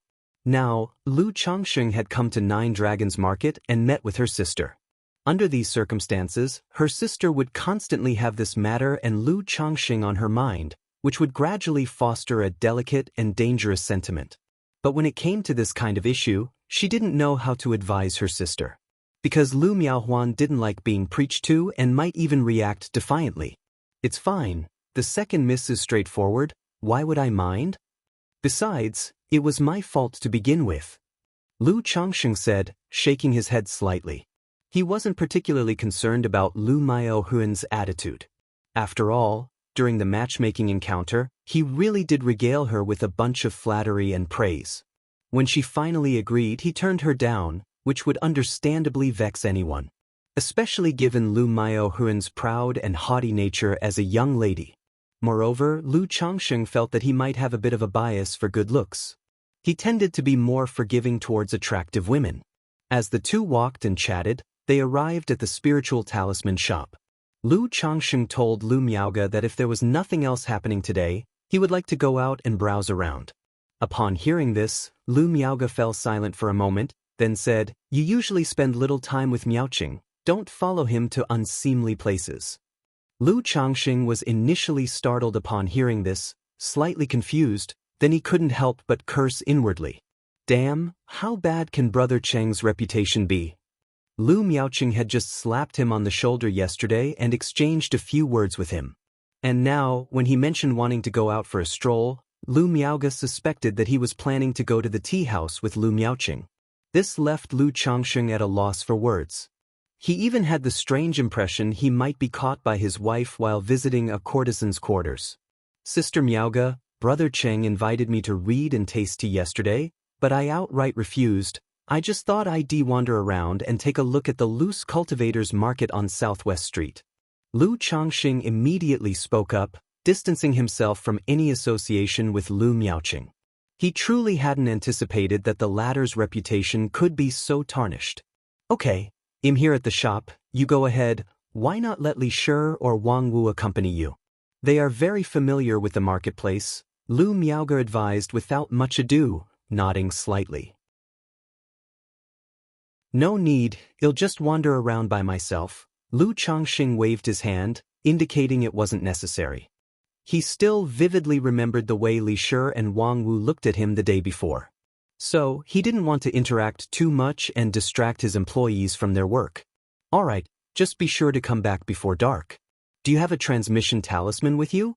If you get lost, you can message me. There are also many guides in the marketplace who specialize in showing people around and directing them to shops. If you want to buy something, you could hire a guide. Lu Miaoge spoke in a soft voice, as if advising Lu Changxing like an elder would. Lu Changxing suddenly felt as if Lu Miaoge was turning into the fourth elder before his eyes, treating him as if he were a child who hadn't experienced the world. Keep in mind, he was the father of 30 children, after all. However, he knew that Lu Miaoge was treating him like a brother or something similar. Alright, don't worry, Sister Miaoge, Lu Changxing said with a smile, waving his hand. He felt in his heart that if Lu Miaoge truly saw him as a brother, it would make it even more difficult for those feelings to change. Chapter 79. Catgirl? Fox Lady? Snake Princess? _1 After parting with Lu Miaoge, Lu Changxing wandered around the streets for a while before entering a deserted alley. He took out the human skin mask from his storage bag, put it on, and donned a wide, gray-brown robe. He poured some pre-prepared liquid onto his palm and smeared it over his hands and neck, making his skin appear less fair. In an instant, his handsome and dashing appearance changed into that of an ordinary-looking youth with dark skin.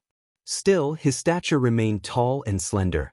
This was a basic disguise technique he had learned from Li Feiyu. It wasn't very sophisticated, but it was sufficient for his needs. Then, Lu Changxing took out a talisman from his storage bag and used it on himself, causing his spiritual power aura to retract. A middle-grade aura concealment talisman. Its effects were the same as the aura concealment technique, but it was several times more effective than the aura concealment technique that Lu Changxing had just started to learn. Unless it was an energy refinement late-stage cultivator using the spiritual eye technique, they wouldn't be able to perceive his cultivation level. This was also why Lu Changxing usually didn't spend too much time and energy on cultivating spells. For one thing, it was too time-consuming and effort-intensive. On the other hand, many times, talismans could be used as a substitute. Sigh, sometimes being handsome is also a kind of trouble, he sighed, stepping out of the alley. Lu Changxing's good looks and exceptional aura made him very memorable, which could be problematic.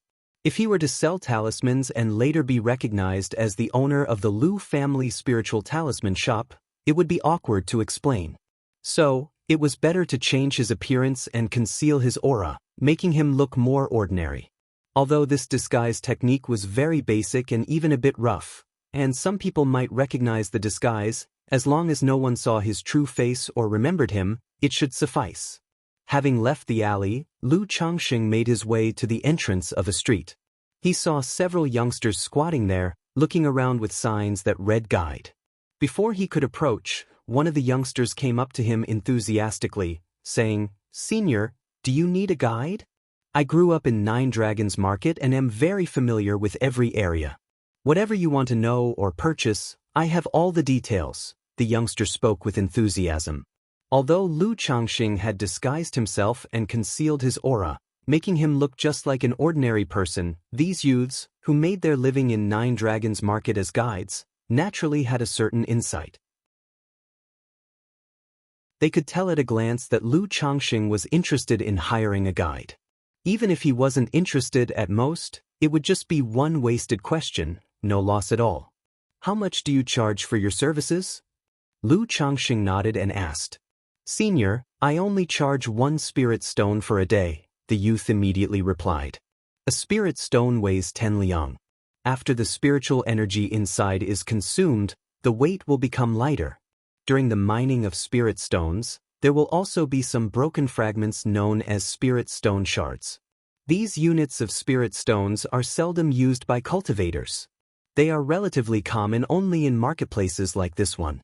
Okay, then take me around. You have change for spirit stones, right? Lu Changxing asked upon hearing this and took out a spirit stone he had previously used that weighed around 4 or 5 liang. The youth showed a hint of regret in his eyes but immediately responded enthusiastically, Yes, I do.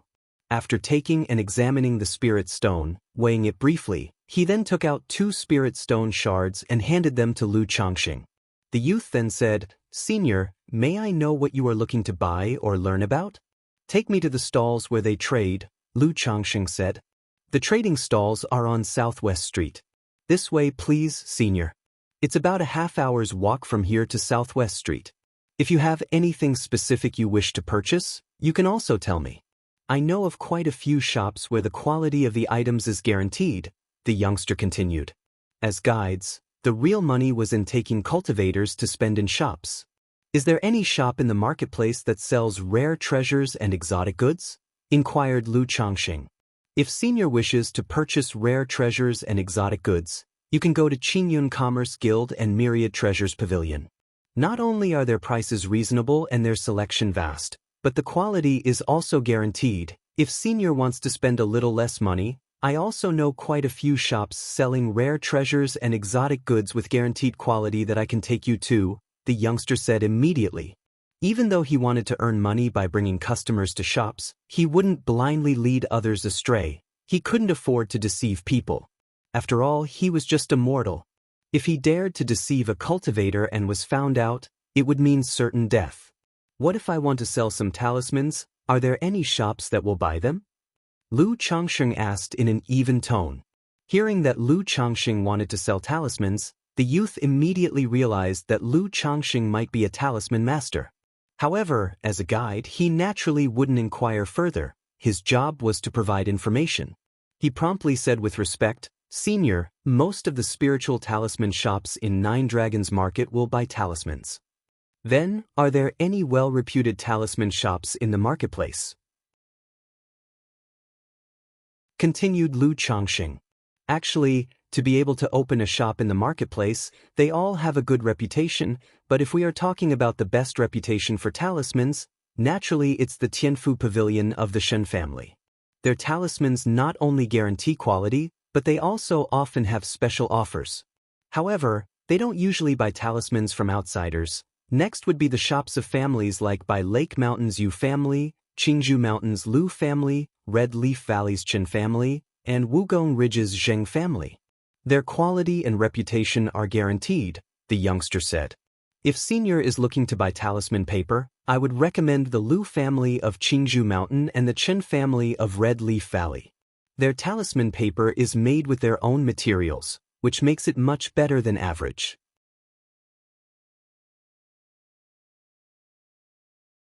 Chapter 80. Catgirl? Fox Lady? Snake Princess? The youth spoke incessantly. Upon hearing Qingzhou Lu's spiritual talisman shop, Lu Changxing nodded slightly. He knew that what the young man said was quite credible, and it was almost the same as what he had learned yesterday from Zhang Shan's account of the shop. White Jade Tower? At that moment, Lu Changxing saw a quaint and ancient-looking pagod-like building not far away. The sign on the building bore the 3 characters White Jade Tower, reminding him that Hong Yi had mentioned spending a considerable price to buy his 2 favored maids, Zhou'er and Shu'er, from there. Seeing Lu Changsheng's gaze toward the White Jade Tower, the youth immediately spoke. Senior, White Jade Tower specializes in matching matrimonial alliances, introducing wives and concubines, and selling maids. If Senior is thinking of taking a wife or concubines, or purchasing maids, you can visit White Jade Tower. White Jade Tower is also an established brand. I've heard that it's not just in Nine Dragons Market, but has branches in many marketplaces and even in Immortal City. The youth spoke, saying this. Oh! Lu Changsheng's eyebrows raised on hearing this.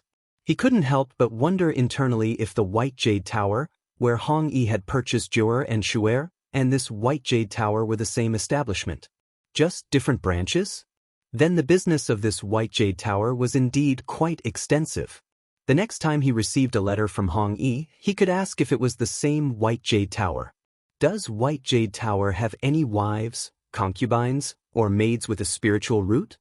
Lu Changxing inquired. He naturally wouldn't forget about searching for a fairy. After all matters are but passing clouds, and only taking wives, concubines, and bearing children is the true path. He was quite satisfied with Jure and Shuer, whom Hong Yi had gifted him. If he could use money to buy obedient and sensible maids with spiritual root, that would be the best outcome. Of course, there are some with spiritual roots available, but they are a minority. Most are just exceptionally beautiful and have a gracious temperament, either descendants of cultivators or ordinary humans, the youth replied. I've heard that inside White Jade Tower, there are not only women from the human race, but also those from other races and the demon race, although I am not too clear about the specifics and the prices. If Senior is interested, you could go in for more information. The youth spoke again. Not only the human race, but also other races and the demon race. Lu Changxing knew that the two girls Jure and Shuer sent by Hong Yi were from other races. Now hearing that there were also demon race girls, he instantly thought of creatures like cat girls, fox women, and snake maidens. Lu Changxing gave a nod, not asking further, and kept the White Jade Tower in his mind. He planned to come back later to take a look and get more information. After all, the women in such a place would likely have hard lives. If he had the ability to help them, he would, saving whoever he could. It would be like saving a life, better than building a 7-tiered pagoda. Thus, Lu Changxing chatted casually with the youth as they walked, gathering various information about the marketplace. The pair finally reached Southwest Street where the loose cultivators set up their stalls for trading. Senior, ahead is Southwest Street, where the loose cultivators freely trade. If you wish to set up a stall, you need to pay a spirit stone for the management fee at the fee collection booth up ahead, the youth told Lu Changxing. Lu Changxing nodded, thinking to himself that this Nine Dragons Market really did charge for everything. Even setting up a stall required a payment of a spirit stone as a management fee. He arrived at the entrance of Southwest Street and immediately saw a street lined with lanterns, with neatly organized stalls on both sides. The throngs of people in the middle, bustling like a market in the secular world, with relentless hawking much livelier than the streets he had passed earlier. That will do, your task is completed. There's no need to follow me anymore. I'll wander around by myself, Lu Changxing said, waving his hand dismissively at the youth. Yes, I take my leave, and I wish Senior great luck and success, that all your wishes come true, and that fortune descends upon you, bringing prosperous and flourishing cultivation, the youth said, bowing and reciting a litany of well wishes. Lu Changxing, unfazed by these blessings, showed no inclination of giving a tip and continued walking into the street. Seeing this, the youth wasn't disappointed. After all, wealthy patrons were few and far between, and it was rare to encounter even a few in a year. Lu Changxing didn't rush to sell talismans. Instead, he decided to take a look around first, to see if there was anything he needed or found interesting, and to understand the local prices. Second-hand vestment robes for sale, practically new and without patches. Red-striped tiger meat, tender and fresh, just slaughtered last night. 10-year-old black truffles, 3 spirit stones per pound, a deal of 10 spirit stones for 3 pounds. Brother, need elixir medicines? Freshly concocted ascension elixirs here. Pop one and all worldly troubles will melt away. Each stall was actively advertising their wares. Lu Changsheng followed the flow of people, examining each stall in turn. The variety of items for sale was remarkably diverse. It was a far cry from the standards of the market at Bullhead Mountain, vastly superior in the quality of goods on offer. Most of the items were spiritual objects used by cultivators. And thinking about it made sense. After all, if one had to pay a spirit stone just to secure a stall, then selling junk wouldn't earn back even the cost of the stall fee. Lu Changxing examined the goods in great detail, directly purchasing any materials suitable for cultivating the 100 Refinements Treasure Body technique. Because he was cultivating the 100 Refinements Treasure Body technique, he could roughly sense the quality of the spiritual materials, so he wasn't likely to be swindled. As for stumbling upon an incredible bargain that was almost non-existent, not to mention the low odds, because to use the 100 Refinements Treasure Body technique to sense the quality of spiritual materials, he needed to touch them.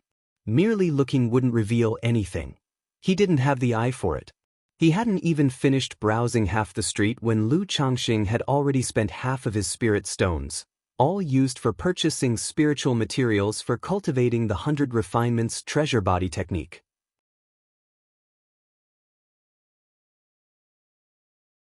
Chapter 81. Catgirl? Fox Lady? Snake Princess? This made him sigh with helplessness. Money really burns fast. Afterward, Lu Changxing restrained himself a bit and focused on observing. If he really wanted to buy something, he decided to look around more and come back later to make a purchase. During this process, Lu Changxing overheard someone haggling, chit-chatting, and debating, and he would stand aside and listen if he found it interesting. In fact, as he wandered and listened along the way, he did indeed learn a great deal and broadened his horizons considerably. Fellow Daoist, I'd like to trade this magic artifact fragment for your item. Would you like to exchange? A magic artifact fragment? May I have a look? What kind of magic artifact fragment is this? It's completely useless, I want trade. At that moment, Lu Changsheng's attention was caught by a conversation at a nearby stall, and he turned to look in that direction. He saw an elegant middle-aged man standing in front of a stall, taking back a black iron lump the size of an egg with a rough surface. Fellow Daoist, you said this is a fragment of a magic artifact. Does this fragment have any effects? A woman in blue stepped forward and politely inquired of the elegant man. Clearly, she also heard about the magic artifact fragment and wondered if she could pick up a bargain. There is no special effect. It's just very hard. I once tried hacking it with my middle-grade flying sword magic instrument, and my flying sword ended up with a notch. The elegant man said with a pained expression on his face. His words immediately sparked curiosity among the others who were paying attention. Being able to notch a flying sword magic instrument meant this was no ordinary scrap. Even if it wasn't a fragment of a magic artifact, it was still an extremely rare material. This esteemed brother, I am willing to offer 20 spirit stones for this fragment. Will you sell? Someone spoke up. Won't sell. If you want it, you have to pay at least 100 spirit stones. The elegant man waved his hand dismissively. 100 spirit stones is too expensive, fellow Daoist. I am willing to offer 30 spirit stones. Fellow Daoist, could you use your flying sword to hack it again in front of me? If it really notches the sword, I am willing to offer 40 spirit stones. Another person proposed. However, upon hearing this, the elegant man's face darkened instantly, and he scolded, "Scram! Fellow Daoist, may I take a look at this magic artifact fragment?" In the meantime, Lu Changxing also stepped forward and with a bow, he spoke. His 100 Refinements Treasure Body art required heavenly materials and treasures for cultivation. If the piece in front of him was indeed a fragment of a magic artifact, and he could integrate it into his body for cultivating the 100 Refinements Treasure Body art, then he wouldn't just offer 100 spirit stones. Even 200, 300 spirit stones, in his view, would be worthwhile. Even if it wasn't a magic artifact fragment, but some kind of heavenly material or treasure, it would still be beneficial for him. 100 spirit stones, not a single spirit stone less. The elegant man handed over the lumpy black iron piece to Lu Changxing. Lu Changxing took the piece, which was cool to the touch and somewhat heavy, weighing at least 20 or 30 pounds. This heaviness of such a small lump of iron also indicated it was out of the ordinary. Lu Changxing slowly operated his 100 refinements treasure body art. His fingertips reddened slightly as he sensed the essence of heaven and earth within the iron lump.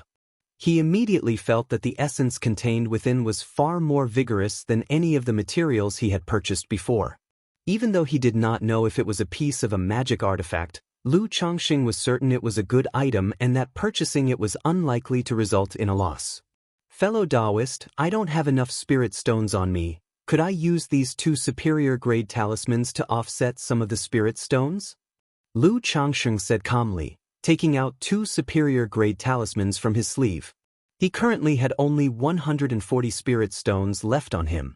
If I buy this shard, I won't have enough spirit stones to buy anything else. So I'll try bartering with goods, while also using up some of the talismans I have on me. As I've wandered around, I've seen quite a few exchanges of goods for goods. After all, most loose cultivators don't carry that many spirit stones on them for transactions. Flying Ascension Talisman, Golden Light Barrier Talisman. The refined man immediately recognized the 2 talismans, his eyes lit up, and he said, I want to take advantage of you. These 2 spirit talismans can offset 70 spirit stones. You just have to give me 30 more spirit stones. The refined man stated very directly. He only guessed that this iron chunk was a fragment of a magical treasure but wasn't certain himself. It had been put up for sale several times and he had sought appraisals, but no one was willing to pay a high price for it. Otherwise, he wouldn't have asked for only 100 spirit stones. Seeing that Lu Changxing was interested, he was of course very willing to sell. All right, but I'd like to see the notch on this iron chunk that you said was chopped by flying swords. If it's true, I'll make the deal immediately, Lu Changxing spoke. The prices for these 2 talismans were roughly 30 spirit stones each, and the other party was indeed sincere. However, although he knew the iron chunk was valuable, he couldn't let on as if he had made a huge gain, as that could raise suspicions. Sure. Upon hearing this, the refined man took out a deep blue flying sword from his storage bag. Pointing to a small notch on it, he sighed and said, You see, this notch is the one I regretfully made with a casual chop. Lu Changxing could see that there was a notch as wide as a finger in the middle of the flying sword. He nodded immediately, handed over the 2 talismans to the man, and took out 30 spirit stones, saying, All right, in that case, I'll take the shard. Good. The fellow cultivator is decisive. The refined man accepted the talismans and spirit stones, his face showing delight as he gave a bow. Lu Changxing also bowed slightly, tucked away the iron shard, and continued to stroll around. TSK. Someone actually spent 100 spirit stones on this so-called magical treasure shard. This iron piece, able to notch a flying sword, is indeed good material, it's just too small. If it were really worth that much, he would have taken it to the Myriad Treasures Pavilion for appraisal and sale by now. Would he have asked for just 100 spirit stones?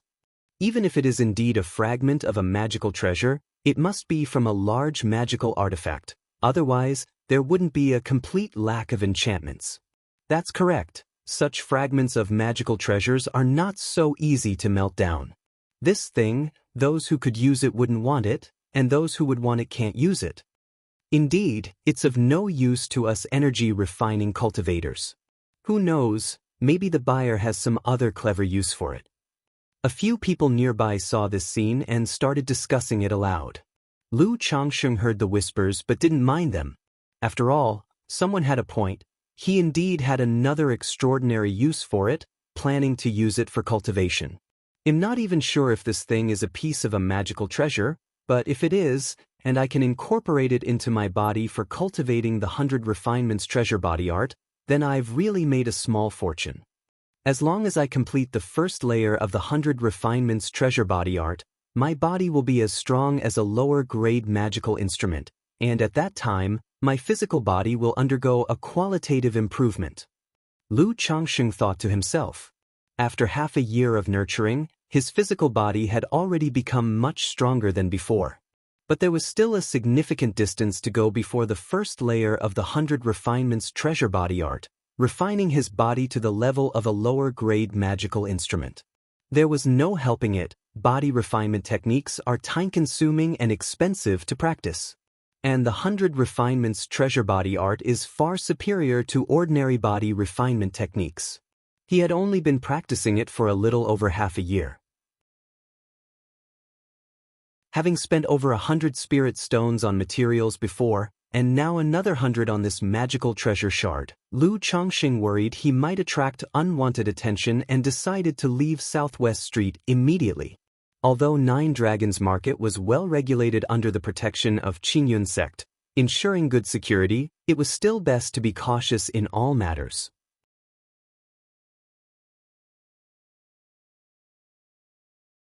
Chapter 82. Young Master, are you here for pleasure? _1 Leaving Southwest Street, Lu Chongqing did not head straight back. Instead, he found an inn on a nearby street and spent a spirit stone to rent a room. Once in the room, Lu Chongqing took out a middle-grade purification talisman from his storage bag and used it on himself. Cultivators have a multitude of spells and techniques at their disposal, many of which can leave behind marks on others for tracking purposes. This purification talisman was capable of dispelling and cleansing such tracking marks and imprints. Seeing that the talisman had no effect on him, Lu Chongqing also breathed a sigh of relief, knowing he was not being tracked. After all, last time Head left Bullhead Mountain after selling some items, he was targeted immediately upon descent. It was still wise to be cautious and careful. Lu Chongqing could even feel that his 2 years of comfortable life with the Lu family had caused him to lose some of that cautiousness that he had when he first arrived, always feeling as if he were walking on thin ice. Hence, he constantly reminded himself to stay alert and be aware of potential dangers even when in a safe environment. Otherwise, there's no telling when danger might strike. After resting in the room for half an hour, Lu Chongqing left with a human skin mask on. He still had the same dark, unremarkable appearance. After all, looking ordinary made it less likely for one to be remembered. Stepping out of the inn, Lu Chongqing returned to Southwest Street. Having spent so many spirit stones today without any income, it was natural that he wouldn't return so quickly. He was planning to sell some items in exchange for spirit stones. He continued to stroll along the street Head previously walked. Since he had already bought many spiritual materials needed for the 100 Refinements treasure body technique, enough for some time of cultivation, he didn't buy any more. After all, it was necessary to keep some spirit stones on hand for emergencies. Then he saw a stall selling books. He spent 2 spirit stones and bought a dragon locking secret technique and a jade room essential arts. They taught how to enhance that certain ability and how to retain yang energy and blood during moments of pleasure, reducing energy loss. These were just common bedroom arts, not any cultivation techniques or secret techniques. Otherwise, they would not be sold for such a price. In Lu Chongqing's opinion, these things were just for fun. Real dual cultivation secret techniques and cultivation techniques would have to come from the system. After browsing around enough, Lu Chongqing went to a stall at the corner of the street to pay a spirit stone and start his own stall. The cultivator at the payment stall gave him a wooden plaque. The plaque bore a number, corresponding to a stall location where he could set up shop for 3 days. Having taken the plaque, Lu Chongqing found his designated spot and sat down. He took out a stack of talismans. There were 30 lower-grade talismans and 5 middle-grade talismans in total. While he was wandering around earlier, he had also taken a look at other talisman-selling stalls. He knew he couldn't put out too many, or it would attract undue attention. Then he laid out 3 items had acquired from 3 robber cultivators on Bullhead Mountain: a flying sword, a flying dagger, and a bell. Since he had the green-face sword and plenty of talismans by his side, he had no use for these 3 magic artifacts and naturally chose to sell them for cash. As for the 3 storage bags Head previously obtained, one he used for miscellaneous items, and another for talismans, he wasn't selling them just yet as they might come in handy later. After marking prices on all the items, Lu Chongqing waited for business to pick up. However, an hour passed by. Every now and then, people glanced at his stall, but most had little interest. He only sold 5 or 6 talismans. My stall's location isn't good, it's too far back. And in a place like Nine Dragons Market, there are too many people selling talismans and magic artifacts. It's too competitive, and most rely on the reputation and customers they've built up over time. Even though my prices are a bit lower than other stalls, I still can't compete unless I lower them even more. But a slight reduction is useless. I'd have to drop the prices significantly, and that would clearly disrupt the market and attract unwanted attention. After selling for quite a while without moving many items, a hint of impatience arose in Lu Changxing, and he stood up to pack up and leave. He planned to see if he could find any buyers for talismans and magic artifacts. A lower price would be fine. Otherwise, relying on setting up a stall, who knows when he would manage to sell everything. I have 30 lower-grade talismans and 5 middle-grade talismans. Will you buy them? No. No. No. What price are you offering?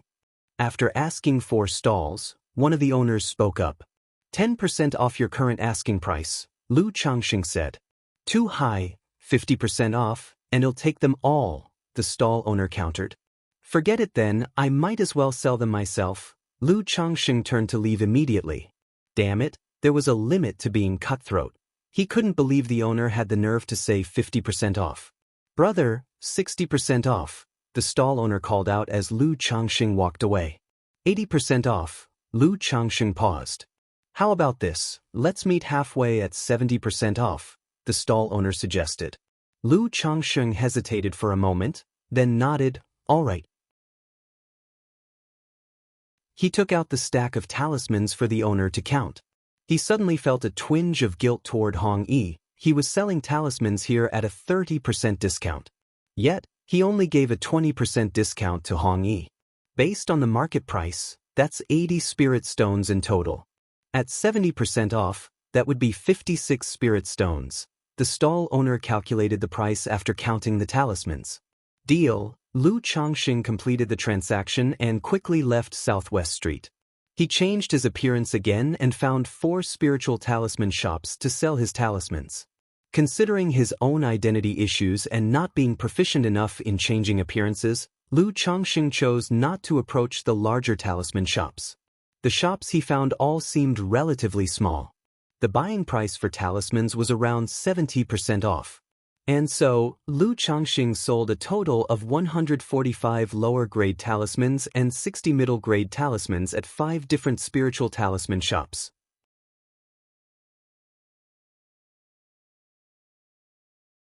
Chapter 83.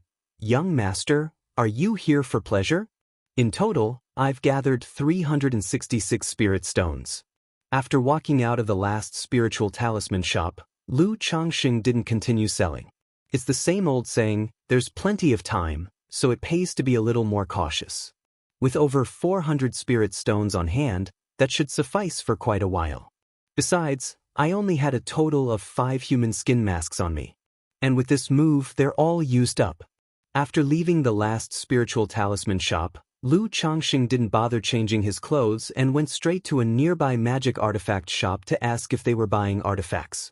Upon hearing that they were, Lu Changxing took out 3 magic artifacts.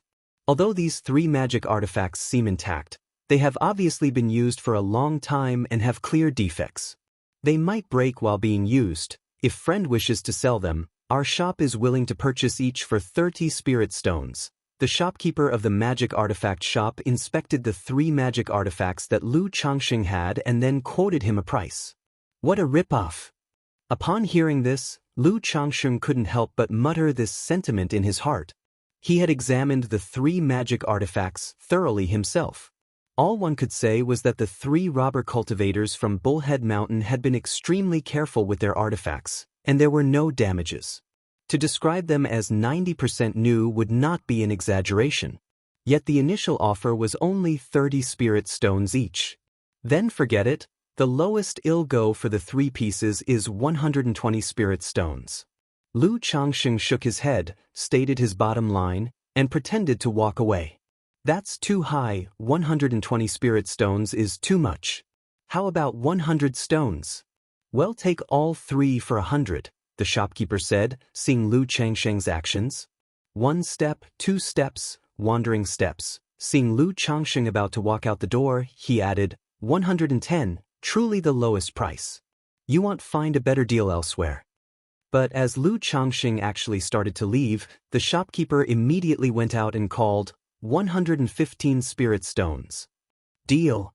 Hearing this, Lu Changsheng felt it was close enough to his expectations, tough it was acceptable, and stopped in his tracks. He exchanged the 3 magic artifacts for 115 spirit stones. At that moment, Lu Changxing noticed a pair of azure boots in the shop that matched his magical robe quite well.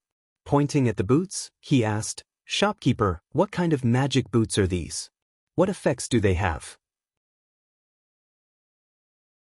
These boots are a middle-grade magic artifact, crafted using the fur of a green wind wolf demon beast. They come with 6 major effects: size adjustment to fit, dust avoidance, self-concealment, light body, stepping over waves, and the wind control skill, the shopkeeper promptly explained. Middle-grade magic artifact? Lu Changxing gave a slight nod as he asked, "May I try them on?" "Of course you can," the shopkeeper replied with a smile. He took out the magic boots from the counter to let Lu Changxing try them on. The boots weren't heavy, quite thin and soft, and lined with fine fur inside. Upon putting them on, Lu Changsheng's initial feeling was of utmost comfort, softness as if they were barely there, and it seemed as if his whole body had become much lighter. That was the weight lightening effect of the boots. It was as if he had a permanent light body skill acting on him.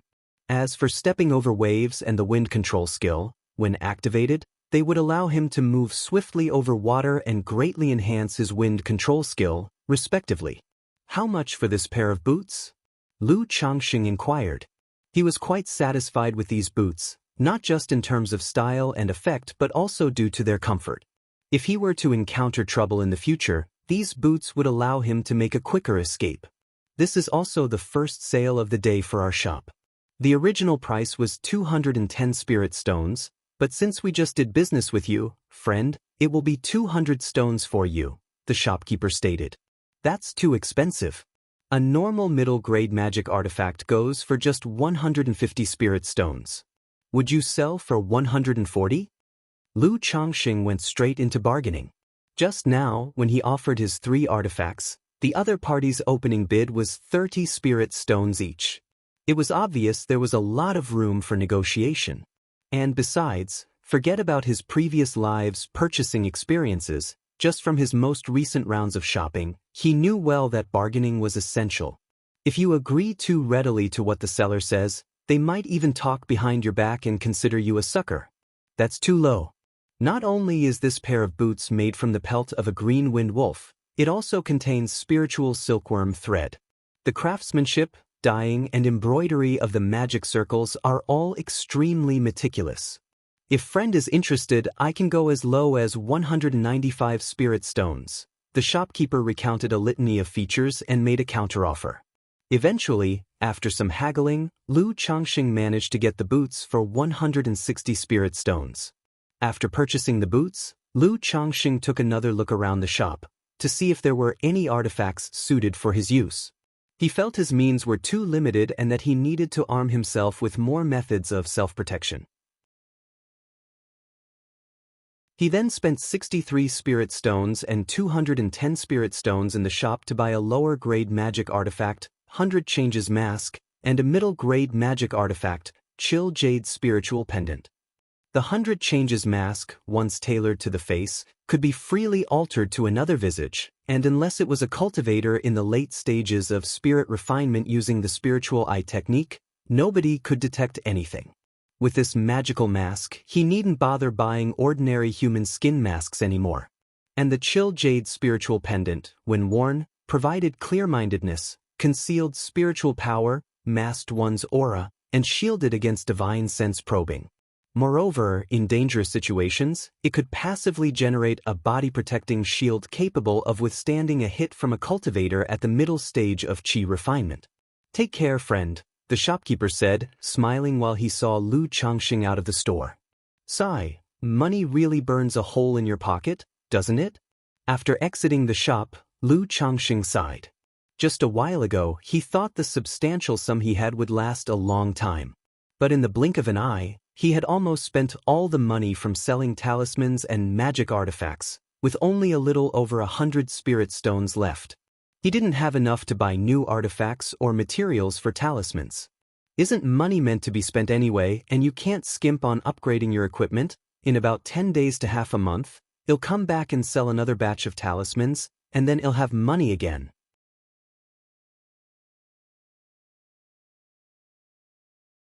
Chapter 84.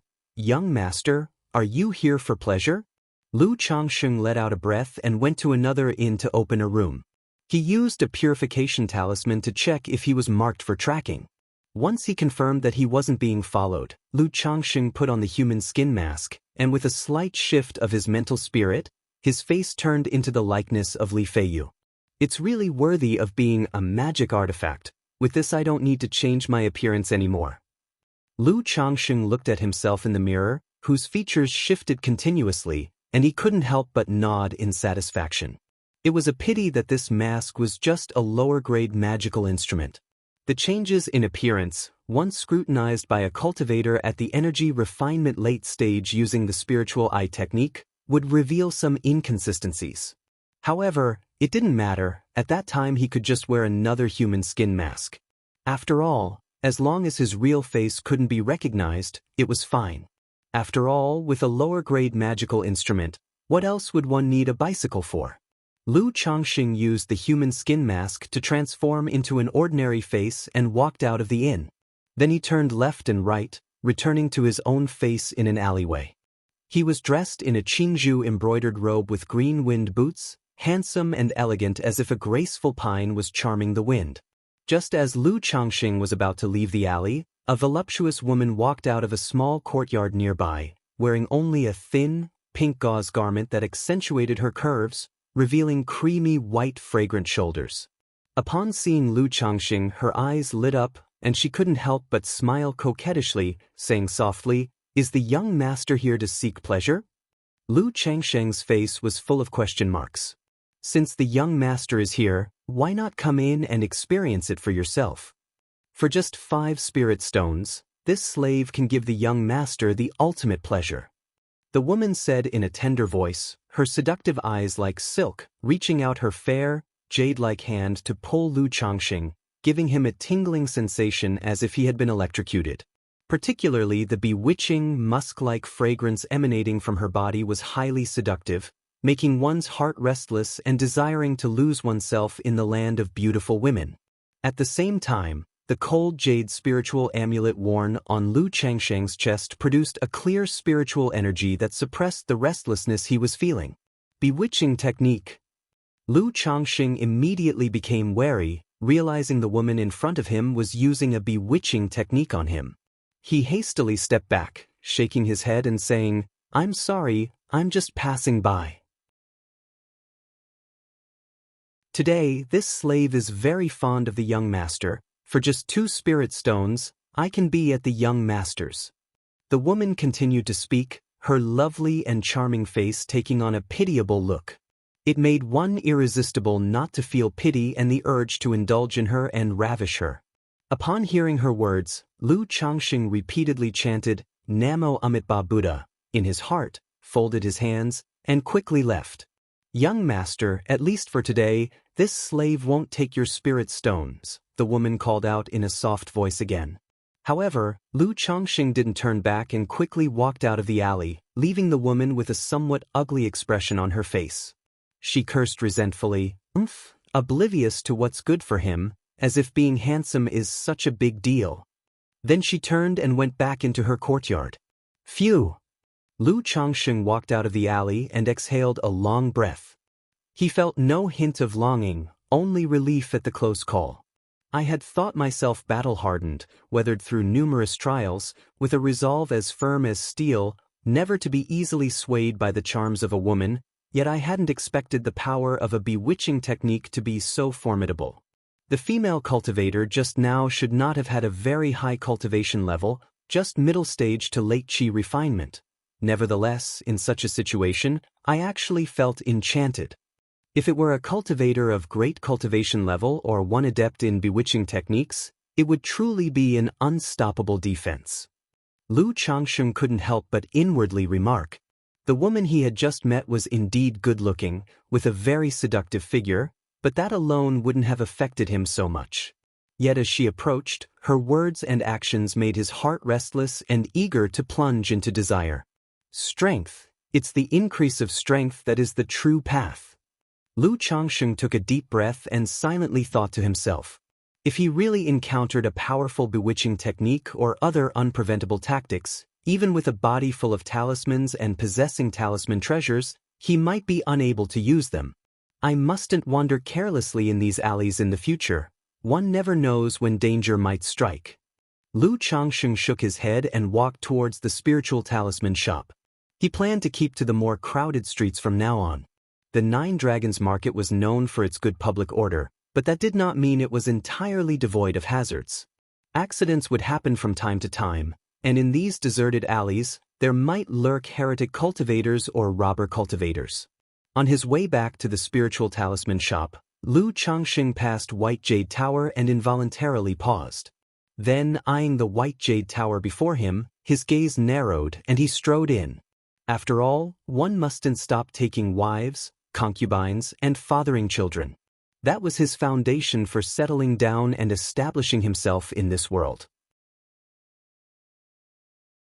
If one could simply buy maids or concubines with a spiritual root, it would naturally be the best option. Otherwise, if left to his own devices to find them, it would be difficult. This difficulty did not solely refer to the challenges of taking multiple wives or concubines. Lu Changsheng knew that with his current circumstances, marrying a few more fairies with spiritual roots would not pose an issue. But after taking a wife or concubine, investing the time, effort, and emotion into having children with them was substantial. Even now, with his several wives and concubines, Lu Changsheng could already feel the limitations of his time and attention. He could not possibly care for each and every one equally. If these matters could be settled with money, relatively speaking, he wouldn't need to invest so much emotion and effort. The interior of the White Jade Tower was spacious and elegantly furnished, set up with simple yet refined seats, where 7 or 8 young ladies in uniform red dresses stood. Inside the hall, 2 young women in red dresses were explaining something to 2 cultivators who appeared to be customers. What would the young master like to know about? Do you wish to take a wife or concubine or to purchase a maid? Let me introduce you to our services. At that moment, a woman in a red dress saw Lu Changsheng, approached with a beaming smile, and spoke. Do you have maids or concubines with a spiritual root here? Lu Changsheng asked directly. The woman in the red dress was momentarily stunned. After carefully observing Lu Changsheng's appearance and demeanor, and verifying that he was not joking, her smile grew even deeper. Knowing that Lu Changsheng was a potentially significant customer, she promptly led him to the second floor. The furnishings on the second floor differed from the main hall below, divided into many private rooms. The woman in the red dress led Lu Changsheng to a room and knocked on the door. Come in. A languorous and tantalizing voice came from within, soul-stirring and causing anyone who heard it to tremble slightly in their spirit.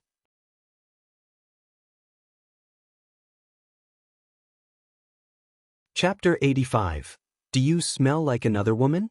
_1 The lady in the red dress pushed open the door and led Lu Changsheng into the room.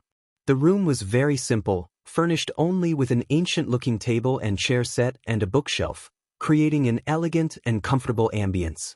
By the window of the room, there was also a purple incense burner, with strands of incense burning inside, filling the room with a faint sandalwood fragrance. A beautiful woman in her 30s sat by the window, holding a scroll in her hand. Her black hair was lightly coiled up into a cloud bun and fixed with a golden phoenix hairpin. She wore a black phoenix bird mist gauze dress with its lapel slightly open, revealing her slender neck, delicate collarbone, and a proud expanse of snow-white bosom. On her arms were long, black gauze sleeve gloves, one hand holding a scroll and the other holding a cup of strong tea, exuding dignity and elegance, yet full of seductive charm. Beneath the gauze dress, Her long, shapely legs were crossed, allowing one to catch a glimpse of plump and fair legs wrapped in black silk stockings, with one leg raised slightly. Her toes were hooked in a black phoenix bird-patterned high heel, hanging as if by a thread, highly provocative. When Lu Changsheng saw this beautiful woman, he couldn't help but take a second glance. This woman, oh so seductive. She was different from the enchanting woman he encountered in the alley just now. Not that type of charm that came from employing bewitching techniques. But rather, she exuded an alluring air from head to toe. Merely sitting there, she was incredibly tempting, stirring fires in a man's heart. One could only say White Jade Tower truly understood men, utterly skilled in men's hearts. The beautiful lady saw Lu Changsheng come in, and without any hurry, placed down her scroll. Her bright red lips lightly sipped from her teacup, leaving a mark on the porcelain edge, then smiled softly at Lu Changsheng. That smile was like a whirlwind of flirtation and endless charm. Meanwhile, the lady in the red dress who had arrived with Lu Changsheng quickly stepped forward and whispered a few words in the ear of the beautiful woman. After hearing the words, the beautiful lady also stood up. Her slender high heels sounded a light tap-tap-tap on the floor as she swayed up to stand, laughing lightly. "This one is the White Jade Tower's manager, Feng Junyang. May I have the honor of knowing your name, young master?" Han Li. Lu Changsheng had not intended to conceal his name. After all, he had come in person. But looking at this bewitching woman before him made him subconsciously give a false name. "So it is young Master Han, please take a seat," said the beautiful woman as she ushered Lu Changsheng to sit down, then bent over to pour tea for him. Lu Changsheng could not only smell a rich fragrance but also caught a glimpse of Snow White between the fullness of the woman's chest. "Damn vixen," Lu Changsheng thought to himself.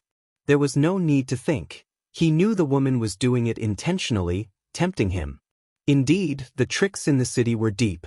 He had only come to find out more about White Jade Tower, not planning to immediately buy anything or take a concubine or buy a maid.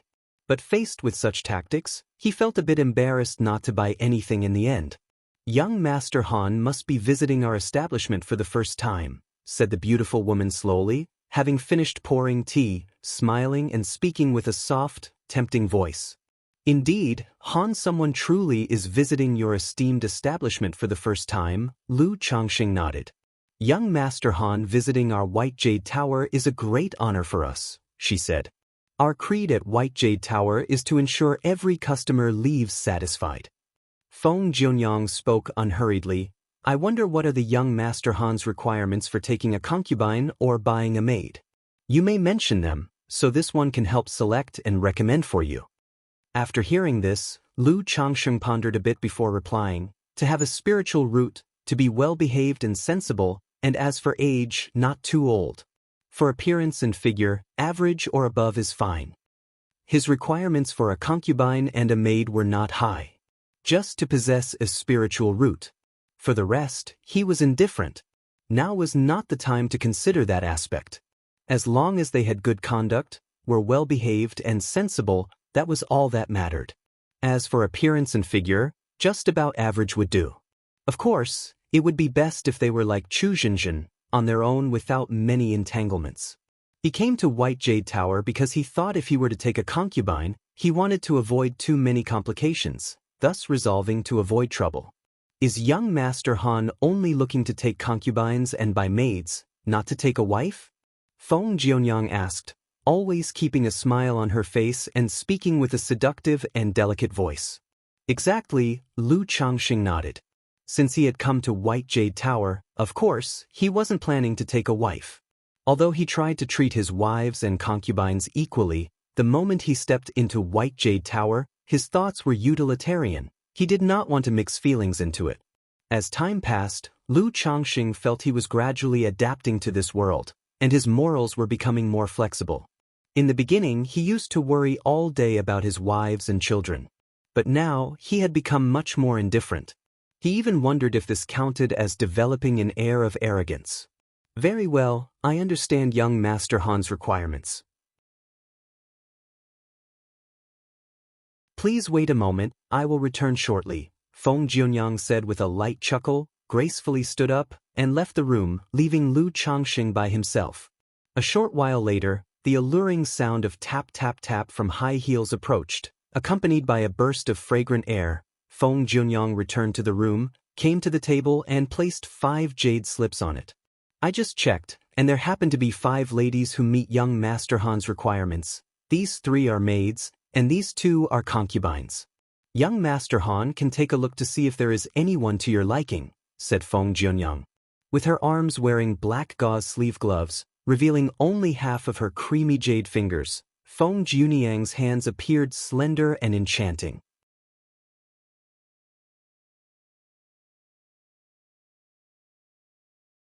Chapter 86. Do you smell like another woman? Lu Changxing nodded slightly, picked up a jade slip, and placed it on his forehead, sensing it with his mental spirit. He immediately saw a vivid, lifelike image of a young woman in a yellow dress. This woman was about 18 or 19 years old, with an above-average face and figure, except her eyes lacked luster, carrying a sense of numbness and lifelessness. Despite the smile on her face, it was evident that it was a forced smile. He shook his head slightly and picked up the second jade slip. It contained the image of a 20-something female in white, much like the first, with numb eyes and a forced smile. The third jade slip held the image of a woman in her late 20s. She had a beautiful face and a plump figure, exuding a sense of dignity and maturity that came with being a young married woman. Although her eyes were not as numb as the first 2, it was clear to see that she was somewhat reluctant. After viewing the jade slips of these 3 maids, Lu Changxing furrowed his brows and picked up the 4th jade slip. Compared to the previous 3 women, this one seemed quite normal. In her 20s, with a beautiful and lovely face, dressed in a purple dress, she had a very sweet smile with 2 shallow dimples. Lu Changxing picked up the 5th jade slip to inspect. It was an image of a cute-looking girl with a petite but exquisitely proportioned figure. To Lu Changxing's surprise, this girl actually had a pair of fluffy fox ears on her head and a fluffy fox tail behind her, not seeming decorative, but rather inborn. Is this girl of the demon race, or perhaps a half-demon? Lu Changxing felt a bit of surprise upon seeing the fox-tailed girl in the jade slip. Having read many books, he knew that some demon beasts, upon breaking through to a certain realm, could refine their vertebrae and undergo transformation. Great demons that transformed could mate with the human race, and although it was hard for them to bear offspring, there was still a chance of producing children. Such offspring, although human in shape, would retain some traits of the demon beast. He put down the jade slip and turned to Feng Jianyang. Manager Feng, the girl in this jade slip, is she of the demon race? Correct. This girl is a half-demon with a cultivation level of 7th level energy refinement. She not only possesses a 6th grade spiritual root but also the high-rank bloodline of the golden pupiled white fox, Feng Jianyang replied. Although this girl is willing to become a concubine, her requirements are relatively higher. She not only has preferences regarding her partner's appearance and age but also demands 48 middle-grade spirit stones as a betrothal gift, she added. However, with Mr. Han's appearance, I'm sure any young girl would be pleased, Feng Jianyang said with a smile, her charming eyes gazing at Lu Changxing as if looking at a lover. She has requirements regarding age and appearance, and also asks for 48 middle-grade spirit stones as a betrothal gift? Upon hearing this, Lu Changxing was at a loss for words for a moment. Spirit stones are categorized as lower-grade spirit stone, middle-grade spirit stone, superior-grade spirit stone, supreme spirit stone. The spirit stones he usually used were all lower-grade spirit stones. 48 middle-grade spirit stones would be equivalent to 4,800 lower-grade spirit stones. He had just thought this beast-eared girl seemed quite nice. But upon hearing the price, he instantly backed out. And this was only the betrothal gift for taking a concubine. It didn't include future expenses and the mediation fee for the White Jade Tower. What about this one? Lu Changxing pointed at the jade slip of another purple-dressed woman and asked. This woman has a cultivation level of 6th level energy refinement, a 7th grade spiritual root, and has no specific demands for a partner. Only 19 middle-grade spirit stones are required for her betrothal gift, responded Feng Jianyang. Seeing Lu Changsheng's frown deepen, Feng Jianyang's red lips parted slightly as she spoke. Mr. Han, it is rare to find a woman with a spiritual root willing to be a servant, and they have always been in short supply. The requirements of these two women are not that high, and it's possible someone might take an interest in them in a few days. If Mr. Han finds them too expensive, you might consider these 3 maids, she continued. These 3 seem somewhat reluctant, Lu Changxing said tactfully. Mr. Han, you can rest assured on this count. All 3 have come to our White Jade Tower due to various reasons, and buying them as maids from us will absolutely not result in any karmic consequences for Mr. Han. We at the White Jade Tower conduct long-term business, priding ourselves on our reputation. Any maid purchased from our White Jade Tower comes with a 3-year after-sales guarantee. If any issue or trouble arises with a maid bought from our White Jade Tower within 3 years, we will take responsibility for addressing the matter and provide a satisfactory solution to the client. Feng Jianyang said, lifting her teacup for a sip, lips curled in a seductive smile, her voice confident. Hearing this, Lu Changxing nodded slightly. If she dared to make such a promise, it probably wasn't a significant issue.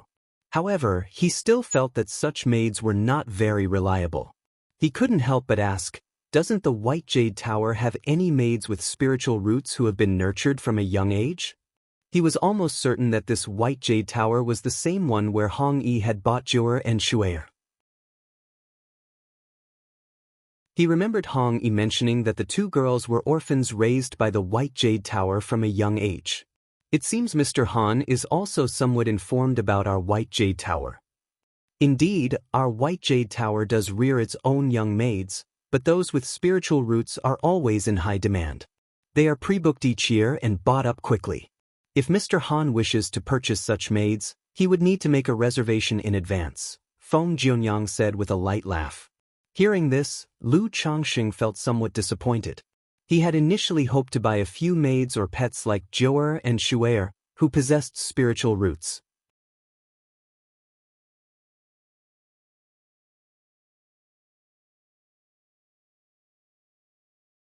If it turned out to be satisfactory and without any issues, he would become a regular customer of White Jade Tower in the future. But if, upon arrival, he felt it wasn't right, he would take the loss of 150 spirit stones as a lesson learned. By the way, Manager Feng, there are no issues with the maid's health, right? Like, any problems with fertility? Lu Changxing suddenly thought of something important and asked. His main purpose for buying a maid was to father children, so he naturally had to make sure of that detail. Upon hearing this, Feng Jianyang laughed coquettishly and said in an extremely charming manner, Master Han can rest assured on that account. If you decide to purchase, our White Jade Tower will provide you with all the information on the maid and ensure she undergoes a complete health examination to confirm there are no issues whatsoever. However, this woman is not currently in Nine Dragons Market, she's at another branch of our White Jade Tower. If Master Han is certain he wants her, a deposit is required first so that I can have her sent over, Feng Jianyang said as such. Fine, how much is the deposit, and how long will it take for her to be delivered? Having confirmed the purchase, Lu Changxing didn't dawdle or hesitate. The price for this maid is 150 spirit stones with a deposit of 30 spirit stones. As for how long it will take to deliver her, I don't have an exact time and will need to give you a response later, young Master Han. However, the time will not exceed 1 month, no matter how long it takes. Feng Jianyang said with a smile. Okay, Lu Changxing took out 30 spirit stones. Then Feng Jianyang produced a spiritual contract and a set of information on the maid. Lu Changxing picked them up to examine. The contents of the spiritual contract were straightforward. Lu Changxing had paid a deposit of 30 spirit stones, and if he decided not to proceed with the purchase, the deposit would not be refunded. Moreover, White Jade Tower must deliver the person within a month, and if they were unable to do so, or if the person did not match the description provided, they would not only refund the spirit stones but also provide double the compensation. The information were the details regarding the maid Lu Changxing was purchasing. The woman's name was Xiao Yuyao, 19 years old, and belonged to an energy refining family. As her family had been destroyed, she had been sold to White Jade Tower. In terms of health, she was in perfect condition and still a virgin, without any issues. After reviewing the information, Lu Changsheng signed the contract. If young Master Han resides in the Nine Dragons Market, you can tell me your address, so once the person is delivered, I can have someone notify you directly, Feng Jianyang said, dividing the spiritual contract so that each had a copy and giving Lu Changsheng a seductive smile. Okay, when she arrives, you can send someone to notify me at the Lu family's spiritual talisman shop in Qingzhou. Lu Changsheng didn't hide his address. Firstly, as the reputation of White Jade Tower was quite good, he didn't need to worry about any potential issues, and it indeed made things much more convenient. Secondly, it was a way to show that he wasn't a loose cultivator and had the backing of the Qingzhou Lu family. Hearing Lu Changsheng mention the Lu family's spiritual talisman shop in Qingzhou, Feng Jianyang didn't show any change in expression. Her red lips curled into an enticing smile. All right, no problem. As soon as the maid is delivered, I will send someone to notify the young master at the Lu family's spiritual talisman shop in Qingzhou. Okay, in that case, I shall take my leave now. Lu Changsheng put away the spiritual contract and rose to bid farewell. If young Master Han visits White Jade Tower in future, simply ask for me by letting the maids know, Feng Jianyang said laughingly, her demeanor oozing allure. All right. Lu Changsheng let out a long sigh of relief after exiting the White Jade Tower. He thought the manageress of White Jade Tower was quite the enchantress, with every movement she made filled with seduction. I wonder if the White Jade Tower sells its own people? A thought suddenly flashed through Lu Changsheng's mind. With a grin and a shake of his head, he cast aside such whimsical thoughts and headed towards the spiritual talisman shop. A quarter of an hour later, upon returning to the spiritual talisman shop, Lu Changsheng nodded slightly to a few employees and went straight to the third floor. Upon reaching the third floor, he saw Lu Miaoge, who was sitting by the window deeply engrossed in reading a book, with her long, beautiful hair falling loosely over her shoulders, and her white dress clinging to her body, revealing her graceful figure. Hearing some noise, she slightly turned her stunning profile towards Lu Changsheng and gave a small nod. Changsheng, you're back. Sister Miaoge. Lu Changsheng smiled and nodded. The sight of Lu Miaoge reading reminded him of Feng Jianyang from the White Jade Tower. When he had entered the room, Feng Jianyang was also sitting by the window reading a book, but the two had completely different reading demeanors and styles. Just as Lu Changsheng sat down, Lu Miaoge suddenly furrowed her delicate brows, gazing at him as she sniffed lightly.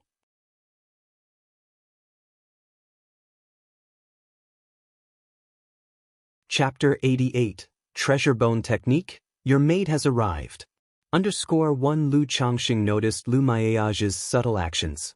He too sniffed gently. Immediately, he detected a faint scent of sandalwood and a woman's fragrance on himself. It was left behind in the White Jade Tower while discussing matters with Feng Jianyang. Miss wouldn't think that I went to visit a brothel, right? Looking at Lu Miaoge's expressionless and detached demeanor, Lu Changsheng didn't know why, but he felt a slight pause in his heart. A feeling of guilt unexpectedly arose. But the next moment, thinking that he only went to the White Jade Tower to buy a maid, not to visit a brothel, what was there to feel guilty about? Sister Miaoge, I just passed by the White Jade Tower on my way back. Thinking of buying a maid, I went in to inquire about it, he added. By the way, is the White Jade Tower reliable? Lu Changsheng found a topic to talk about, using it as a way to explain the fragrance on his body. As for buying a maid, he had no intention of hiding it. After all, it wasn't something shameful, there was nothing to conceal. Eventually, when the maid arrived, he would bring her back and keep her by his side, so it was better to inform Lu Miaoge now. The White Jade Tower? At that, Lu Miaoge was slightly taken aback, hearing a hint of explanation in Lu Changsheng's words. She said softly, the White Jade Tower is almost everywhere in the marketplaces of Jiang country, and I haven't heard of any issues. Its reputation is quite good. I've heard that the White Jade Tower not only has a presence in Jiang country but also has influence in many countries within the southern wilderness cultivation realm, with a nascent sole true monarch backing it. Lu Miaoge remarked. They have influence in other countries, and a nascent soul true monarch backing them? Lu Changxing was surprised upon hearing this. As someone who loved to read, he certainly understood that this world was vast beyond measure. Jiang country was but a small part of it. His realm was called the Southern Wilderness. In the Southern Wilderness, there were well over 100 countries like Jiang country. Jiang country had only one nascent soul true monarch to guard it, ranking it as average among these countries. However, the White Jade Tower's ability to establish itself in multiple countries was certainly no small feat. Most likely, there wasn't just one nascent soul true monarch behind it. Indeed, one wouldn't dare to conduct such business without some strength. Changxing, for us cultivators, our cultivation level is fundamental, she stated. Although your spiritual root talent is average, you have an exceptional talent in the talisman path. If you can become a second-grade talisman master, there might be hope for you to achieve foundation establishment in the future, Lu Miaoge spoke softly. Through prolonged contact, she could tell that Lu Changxing was not the type to be merely indulged in the pleasures of women. He was very ambitious. His marrying and taking concubines was due to his poor spiritual root, knowing that the path of immortality was out of reach. Hence, through his family he sought to continue his pursuit of immortality through his lineage. Sister Miaoge, I understand, Lu Changxing sincerely acknowledged, knowing that Lu Miaoge meant well, and he wouldn't refute her words. After all, what Lu Miaoge said was true. In the cultivation world, only one's cultivation level and strength were fundamental. Family heritage, lineage, leaving a mark in history, none of those mattered as much as one's own cultivation and strength, one's own longevity and becoming a legend. I take wives and concubines and sire children, all for the sake to become an immortal, to pursue longevity and become a legend in history. Lu Changxing's eyes glittered with depth and determination. Seeing the firmness in Lu Changxing's eyes, Lu Miaoge thought he was taking her words to heart. She couldn't help but reveal a faint smile. She had a rather favorable impression of Lu Changxing. A young man from a secular farming household with only a 9th-grade spiritual root, rejected by the immortal sex, sought to pursue immortality by joining the Lu family as a son-in-law. Yet, he rose step by step through the talisman path, reaching this point with the status of a son-in-law. To her, that achievement had outdone many others. After chatting for a while, Lu Changxing headed to the resting room. By now, this third-floor resting room had become his own room. Inside the resting room, Lu Changxing took out the magical treasure fragment he had purchased at the marketplace. I wonder if this thing really is a fragment of a magical treasure, he thought. If it is, then I've struck it rich. Lu Changxing looked at the uneven black iron piece in his hand and mumbled to himself. Without further ado, he began to refine the black iron block using the sacrificial refinement technique of the 100 Refinements treasure body art. If he succeeded in the refinement, it would confirm that the block was indeed a fragment of a magical treasure and could be integrated into his body as part of the 100 Refinements treasure body technique. Tisk! As Lu Changxing's mental spirit surged with spiritual power, like an invisible flame, he started refining the black iron block before him. Under the influence of his mental spirit, the black iron block revealed a faint dark glow. As time passed, Lu Changxing expended all of his spiritual power and exhaled deeply. Is this black iron piece actually a magical treasure fragment? However, all the inscriptions within are destroyed, possessing no special effects. It must be just a fragment of some large magical treasure.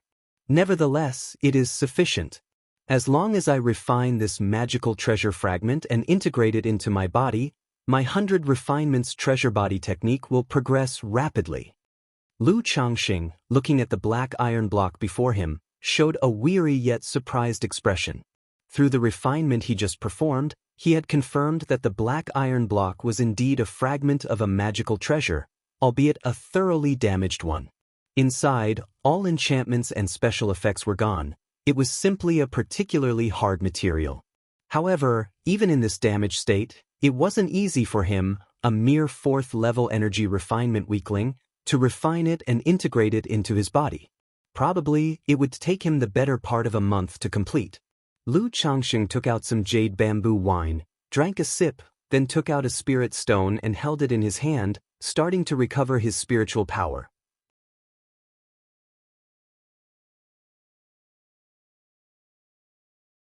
Chapter 89.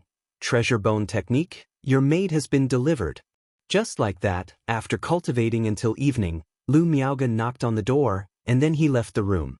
He left the spiritual talisman shop with Lu Miaoge and returned to the eastern district, to the Lu family courtyard.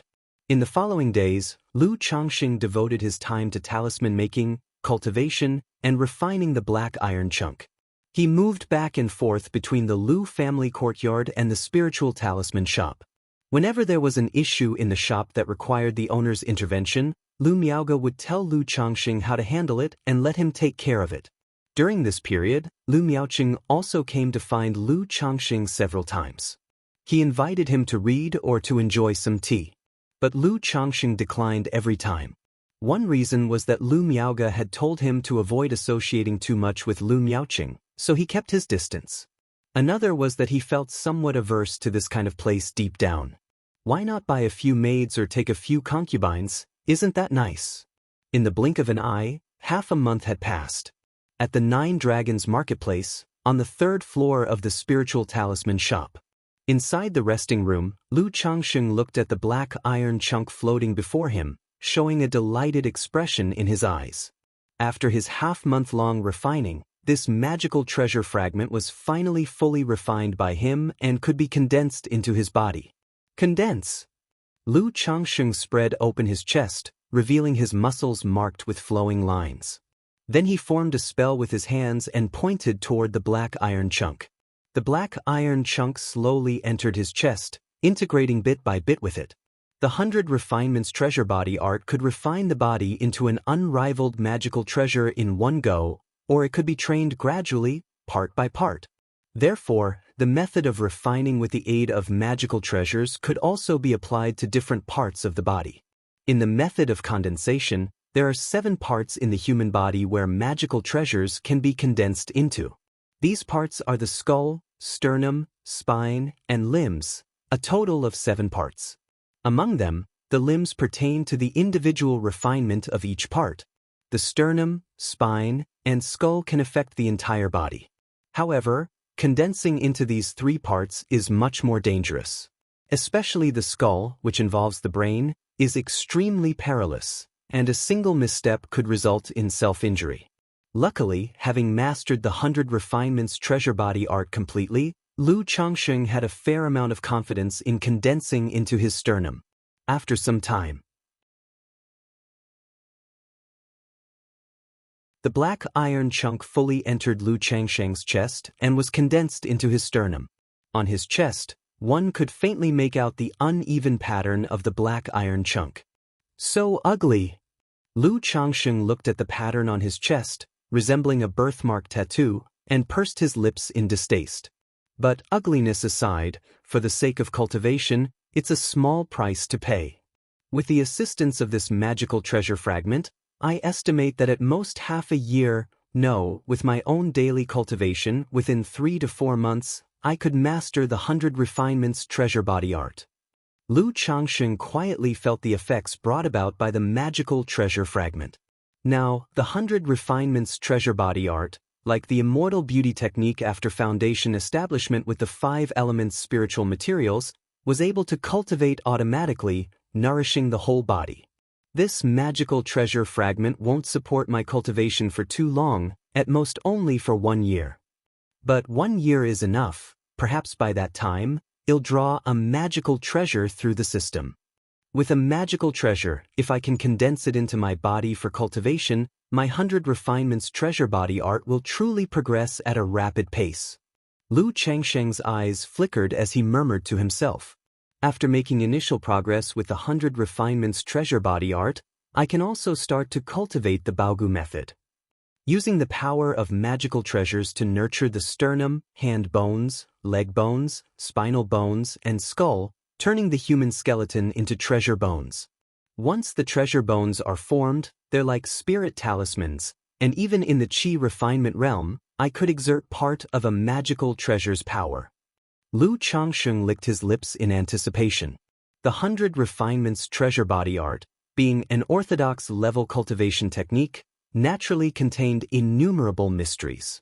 It had not only cultivation methods but also various supporting techniques like condensing magical treasures and the Baogu method. After finishing the refinement of the magical treasure fragment, Lu Changxing noticed it was still early, and it had been quite some time since his last visit to Southwest Street. He mentioned to Lu Miaoge that he was going out for a while. Lu Miaoge did not ask too many questions or make further comments. Once outside, just like he did before, Lu Changxing changed his appearance and visited 3 spirit talisman shops, selling over 100 low-grade talismans and more than 30 middle-grade talismans, earning a total of 259 spirit stones. After each trip, Lu Changxing would find an inn, change his appearance and clothes again. He also made it a routine to check whether anyone was keeping tabs on him. Under the effect of the purification talisman, there was no issue with him. However, at this moment, one of the spirit stones he had just received began to emit strands of black smoke. Just for selling a few talismans, being watched? Little Talisman Hall, I've noted you. Lu Changxing narrowed his eyes slightly as he watched the black smoke billowing out. He hadn't expected that just selling a few dozen talismans in one shop would attract attention. It might also be because I have sold talismans at this Little Talisman Hall before, and the shopkeepers saw through me this time. Lu Changxing speculated in his mind. After all, his ability to disguise wasn't all that sophisticated. And in the 9 Dragons marketplace, everyone living off their wits had their own means, so it was plausible for someone to notice something odd. Looks like he'll need to lay low for a while. Lu Changxing slightly frowned, then took out another high-grade purification talisman. He applied it to himself and everything in his storage bag, checking over the spirit stones to ensure there were no other issues. Once he confirmed there were no problems, Lu Changxing breathed a sigh of relief. He planned not to sell talismans this way for the next month or 2. Otherwise, he might attract the attention of other interested parties. He wasn't just reading books for nothing. He knew that in the cultivation world, there were many unique and various techniques.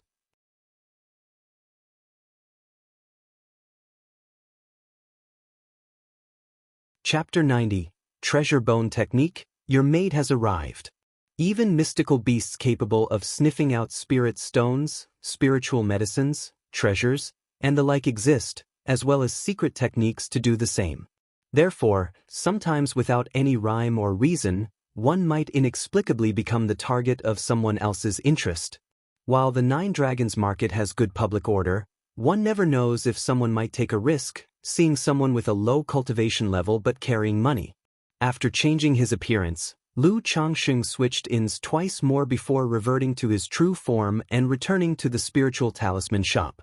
He then took a middle-grade magic artifact pen from the spiritual talisman shop at the cost price of 139 spirit stones. He also bought 2 stacks of supreme-grade talisman paper and 2 portions of supreme-grade spirit ink, one each of fine quality and high quality. He prepared them for drawing superior-grade talismans. To this, Zhang Shan did not say much. After all, it is perfectly normal for the shop's owner to get items at cost price. Lu Miaoge, seeing Lu Changsheng's purchase of a middle-grade magic artifact pen, didn't ask many questions. As a talisman master, buying a better quality pen is quite the norm, isn't it? She did mention to Lu Changxing that he didn't need supreme-grade talisman paper or spirit ink at the moment.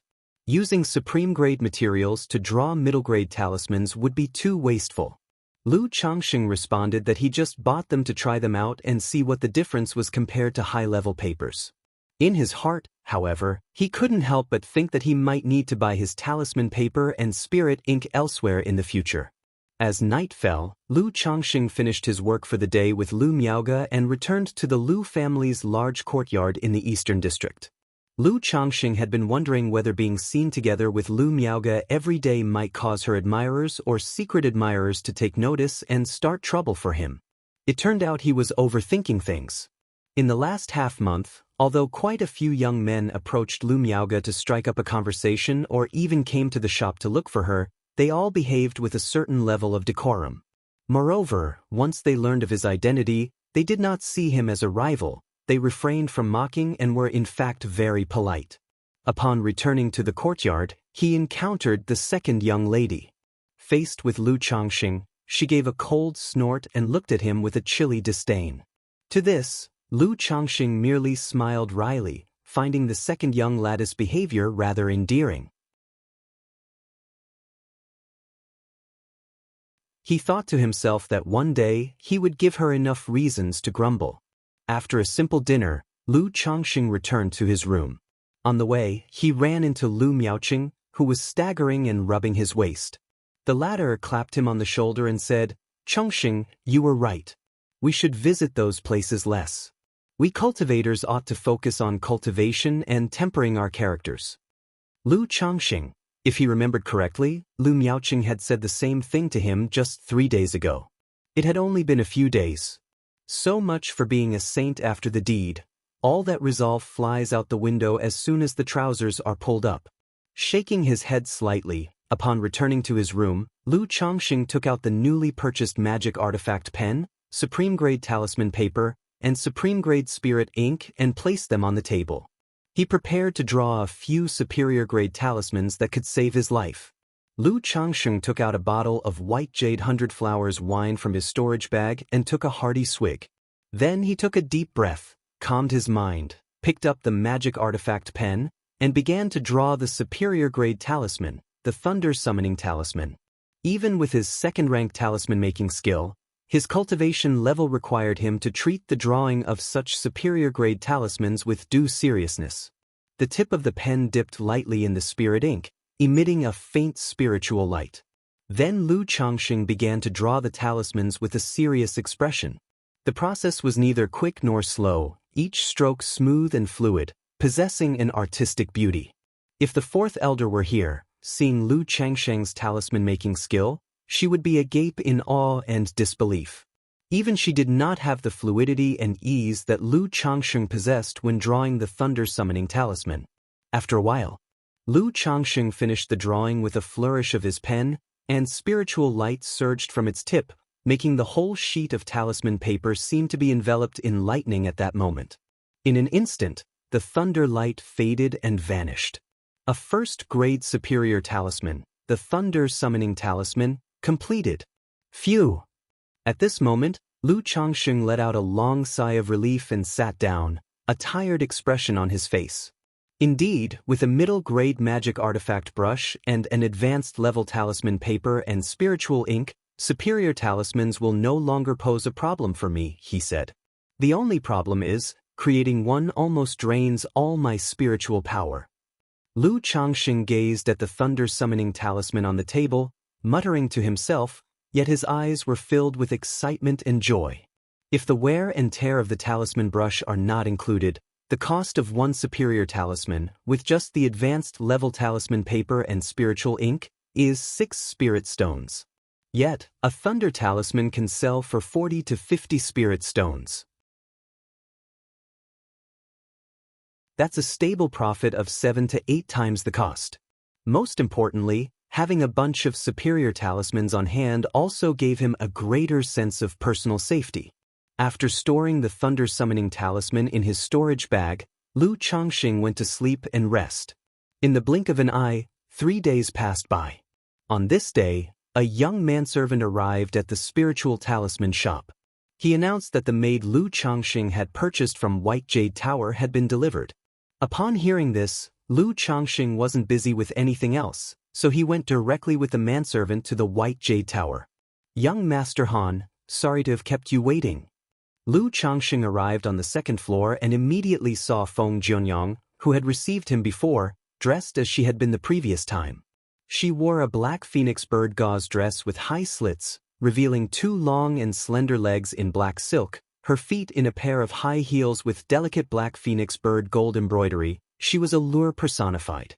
"No matter, it's been just over 20 days, I'm not in a hurry," said Lu Changxing, glancing at the voluptuous and slender legs under the sheer dress. At the root of the dress hem, one could see a hint of pale skin and lace patterns, barely visible. Before long, a woman in a red dress led a young woman in a yellow dress, about 18 or 19 years old, toward them. Lu Changsheng's gaze quickly fell on the girl in the yellow dress.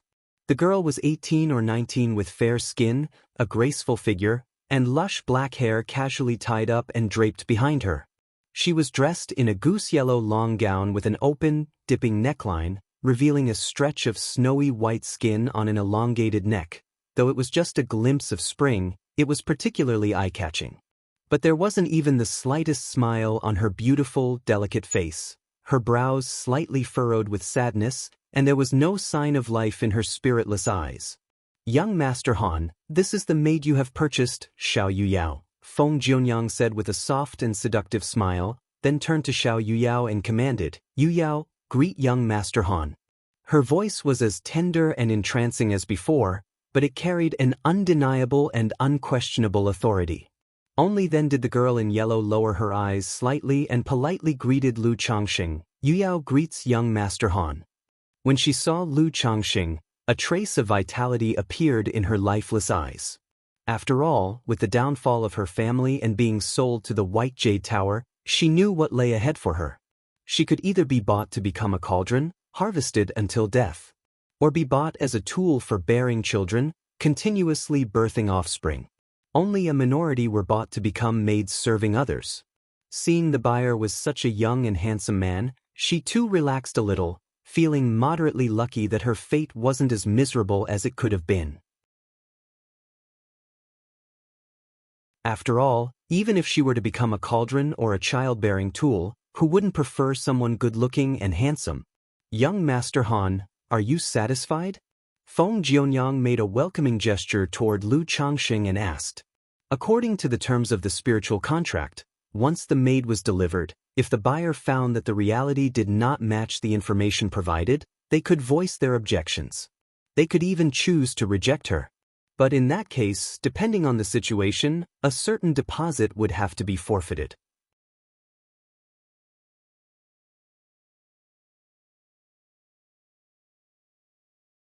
Chapter 91. From now on, you're my half-brother from another father and mother. Understood? Miss Xiao, would you be willing to become this young master's maid? Lu Changxing looked at Xiao Yuyao before him and asked with a smile. Although whether he asked didn't really make a difference, the woman before him had no right to refuse anyway. But it could be hypocrisy, or perhaps a flexible moral bottom line, so he still posed the question. After all, Lu never coerced anyone against their will. Xiao Yuyao appeared slightly taken aback. Then, looking at Lu Changxing, she squeezed out a bit of a smile and said, "I am willing to serve as the young master's maid." "Good, Manager Feng, I'm quite satisfied with her." Hearing this, Lu Changxing didn't say much more and nodded towards Feng Jianyang. In his view, with her figure and the presence of a spiritual root, 150 spirit stones was not expensive at all, quite a bargain indeed. Just bearing him a few children with spiritual roots would mean he had struck gold. Immediately afterwards, Feng Jianyang waved her hand, signaling the girl in the red dress to take Xiao Yuyao out, to complete the subsequent transaction with Lu Changxing. After Lu Changxing had paid the remaining spirit stones, he was also given a spiritual contract. It was Xiao Yuyao's deed of servitude. But this spiritual contract was much more authoritative, able to decide Xiao Yuyao's life and death. And for the next 3 years, should any issues arise with Xiao Yuyao or she brought about any karmic troubles, Lu Changxing could bring this spiritual contract to White Jade Tower and have them handle it. "Young Master Han, please take care. If you need anything in the future, feel free to visit us often." Feng Jianyang warmly saw Lu Changxing and Xiao Yuyao off the premises of White Jade Tower. As a manager at the White Jade Tower, she could tell from Lu Changxing's clothing, appearance, and demeanor that he was a highly potential major client. Otherwise, for such a small transaction, she wouldn't have been so courteous. Okay. So, Lu Changxing, taking Xiao Yuyao with him, first returned to the spiritual talisman shop. It was high noon, and Zhang Shan's wife, along with their child, came to the spiritual talisman shop delivering food in a lunchbox. Seeing a beautiful woman with a meek appearance following behind Lu Changxing, Zhang Shan couldn't help but show a hint of envy. Upon reaching the 3rd floor, Lu Miaoge saw Xiao Yuyao and simply asked if this was the maid Lu Changxing had purchased from White Jade Tower. Lu Changxing nodded and briefly explained Xiao Yuyao's situation. Lu Miaoge didn't say much upon hearing this. She was even more aware than Lu Changxing of the cruelty faced by the lower ranks within the cultivation world. Every day, countless tales unfolded of bones buried in the wilderness, families destroyed and scattered. If one were to sympathize with every such case, it would be overwhelming. In her eyes, it was fortunate for this woman to become Lu Changxing's maid. After all, in Qingzhou Mountain, although Lu Changxing's reputation was not very good due to taking wives and concubines and having too many children, he still had a very good reputation in dealing with his wives, concubines, and children. Night fell. Lu Changxing and Lu Miaoge got off work and headed back to the Lu family's large courtyard in the eastern district. As for Xiao Yuyao, the new maid, she followed half a step behind Lu Changxing with her eyes demurely lowered. Li Shi and Wang Wu exchanged glances upon witnessing this scene. They could both see a touch of sorrow in each other's eyes. Although they aspired to dedicate themselves to Lu Changxing, they understood. A man like Lu Changxing was never short of women. The few in the Lu family's courtyard didn't make any remark about Lu Changxing bringing home a woman. After all, it was just the purchase of a maid. Only the second daughter saw this and let out a louder snort than usual, her face showing even more disdain. Lu Changxing smiled wryly, returned to his small courtyard and directly instructed Xiao Yuyao. Go and prepare a bath for me. Since he had bought her to be a maid, naturally she was to be put to work. Though he had a moral bottom line, he did not have an obsession with moral cleanliness. He didn't go so far as to preach equality and treat a purchased servant with the same regard as anyone else. A maid should naturally look and act as one. As if realizing something, Xiao Yuyao's eyes trembled, and she quietly acknowledged with a yes. Then, carrying a bath bucket and bringing hot water, her cheeks flushed as she began to undress Lu Changxing. She also pursed her lips, undressing herself, and together with the swooshing sound of the water, entered the bath with Lu Changxing, her delicate, soft hands washing over his body. As a cultivator clad in a magical robe, Lu Changxing's body never really accrued any dirt, making bathing somewhat unnecessary. But taking a bath was a form of relaxation and indulgence. With the means, one should enjoy such pleasures. Otherwise, wasn't life just a relentless pursuit of immortality? After she had scrubbed Lu Changxing's body thoroughly, the blush on Xiao Yuyao's cheeks deepened, and with shy arms loosely embracing Lu Changxing's neck, she spoke in an embarrassed tone, "Young master." Despite the stiffness in her movements and voice, it was clear that White Jade Tower had trained her well. She was very accommodating. Right then, Lu Changxing could no longer suppress himself. After all, it had been nearly a month since he last indulged in the pleasures of the flesh. Suddenly, inside the bathtub, the water surged tumultuously, splashing everywhere, with vigorous agitation. The next day. Indeed, it said that solitude yields no life, and singularity brings no growth. The harmony of yin and yang is essential. Lu Changxing emerged from his room feeling refreshed and invigorated. It's truly better to have someone by your pillow. Without cuddling the tender warmth of a beauty, even sleep seemed to lack something. He didn't take Xiao Yuyao with him to the spiritual talisman shop. As he stepped out of the courtyard, he ran into Lu Miaoqing. Changxing! Lu Miaoqing, seeing Lu Changxing, hurriedly approached him. His somewhat haggard face showed a hint of awkwardness as he smiled and said, "Changxing, do you have any spare spirit stones on you? Could you lend me 20? Lu Changxing had thought that the other was looking for him to perhaps discuss books or tea again. He hadn't expected a request for spirit stones.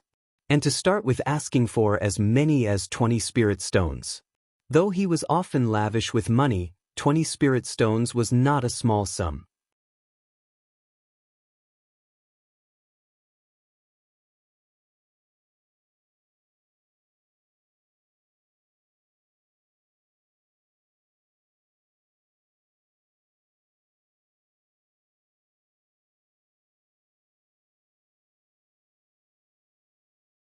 Chapter 93. From now on, you are my half-brother from another father and mother. Moreover, the loose cultivators who collaborated with the Lu family's spiritual talisman shop were mostly fixed, so it was enough to inspect a portion of the goods each provided. Lu Miaoge explained the inspection standards for the goods to Lu Changxing. For instance, with talisman inspections, first and foremost, the quality of the talisman paper couldn't be too poor. Then, the sketch talisman lines should flow smoothly at first glance, without any bumps or scrapes, and finally, the spiritual power within should circulate unimpeded. Talismans could be used as soon as they were made. However, there would be a 10 to 20% difference in effectiveness due to the quality of materials, the lines, and the spiritual power. Previously, when Lu Changxing brought his talismans to the spiritual talisman shop to sell, it was because their quality was very good, which is why the sales went so smoothly.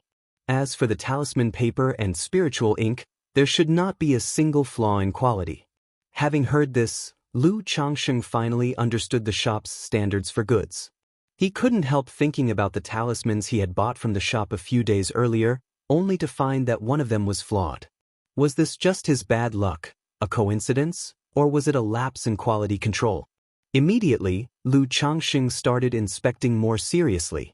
After all, he was going to be responsible for managing the spiritual talisman shop in a short while. If there were quality issues with the goods under his watch, or if their reputation suffered, that would be problematic.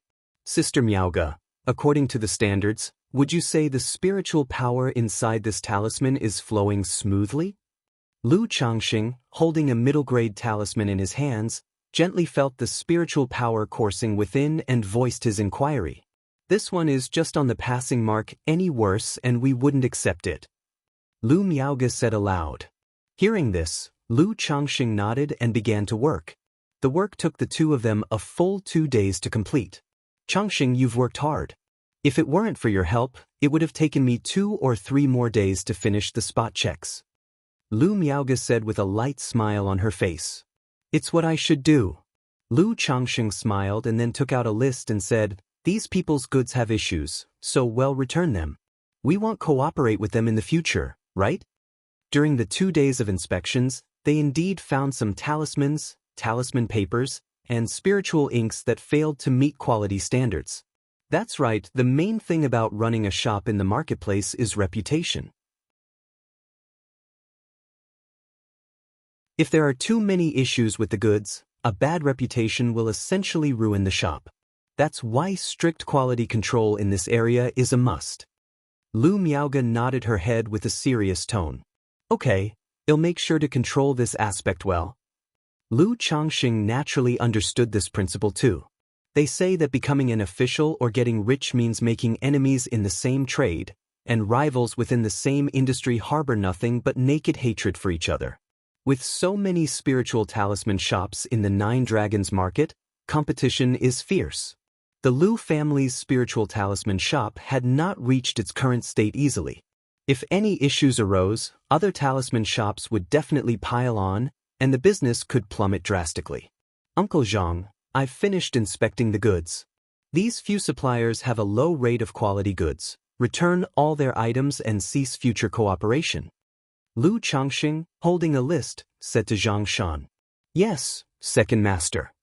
Shopkeeper Zhang Shan nodded and took the list to look. Upon seeing a name on it, he said, Second master, this loose cultivator named Jia Huiren has cooperated with our shop for several years, and there has never been an issue during that time. Could there be some problem this time? Shall I ask him about it when I have a chance? Zhang Shan suggested. Has he been cooperating for several years without ever having an issue? Lu Changxing raised his eyebrows upon hearing this.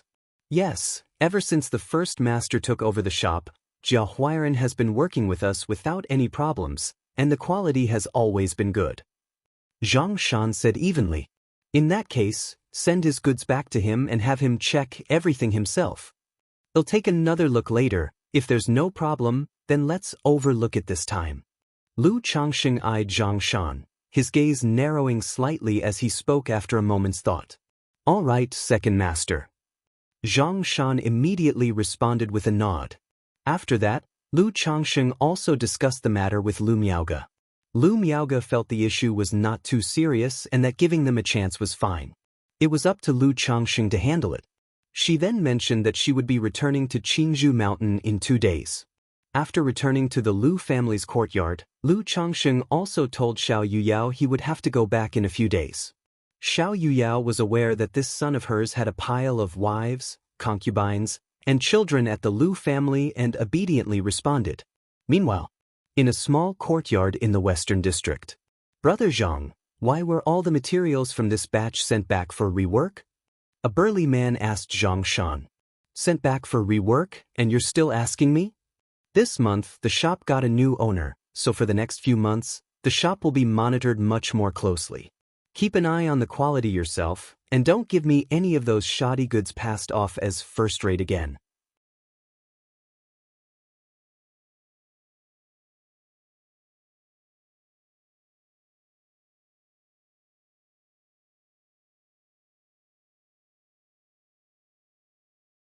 Chapter 94. Alright, I was wrong, okay? _1 There's a saying that absence makes the heart grow fonder. That night, after successive intense battles, there was much tossing and turning. The passion of the process, sweet and lingering, was not for others to know. Due to this trip home, I'd only be staying for 3 days. So, during these 3 days, Lu Changxing didn't do much cultivation or talisman making, instead spending all his time with his wives and children. In the meantime, Lu Changxing also mentioned to Lu Miaoyun that had bought a maid while at 9 Dragons Market. There was nothing to hide about such matters. His wives would eventually find out once Xiao Yuyao became pregnant. Lu Miaoyun, knowing her husband's temperament all too well, didn't mind too much and didn't make much of it. After all, when she agreed to marry Lu Changxing, she was already mentally prepared for this aspect. She simply showed concern, asking with full attention how Lu Changxing's life had been at 9 Dragons Market, and whether he had been well. Warmed by his little wife's concern, Lu Changxing expressed that aside from missing his family, everything else was fine. Later, Lu Changxing also went to visit the 4th elder and received guidance on talisman making. During this, the 4th elder also showed concern and inquired about his adaptation to life in 9 Dragons Market. Lu Changxing naturally said there were no problems. Then on the way back he stopped by the 5th elder's place and bought a batch of spiritual wine. Thus, the 3 days passed in the blink of an eye. Lu Changxing and Lu Miaoge were ready to start their journey back to 9 Dragons Market. His 25th child was about to be born in the coming days. But Lu Changxing didn't wait at home for the birth of the child before leaving. This situation would arise again in the future, and he couldn't always be by their side. Everything has its first time. On the journey back to 9 Dragons Market, Lu Changsheng's iron feather eagle was joined by a maid named Xiaoqing. Taking Xiaoqing to 9 Dragons Market was partly because Lu Miaoyun had mentioned it earlier, asking him to bring Xiaoqing over. Moreover, having babies couldn't be halted, and Xiao Yuyao alone was not enough by his side. If not for the inconvenience of the iron feather eagle carrying too many people, Lu Changxing would have also liked to bring Guan Xian to 9 Dragons Market. However, he wasn't in a hurry, as it would be the same if he brought her over the next month. Because he brought Xiaoqing, the journey took half a day longer than before. Also, as Xiaoqing wasn't protected by a magical robe, she consumed 3 of Lu Changsheng's wind-avoiding talismans while traveling through the clouds on the iron feather eagle.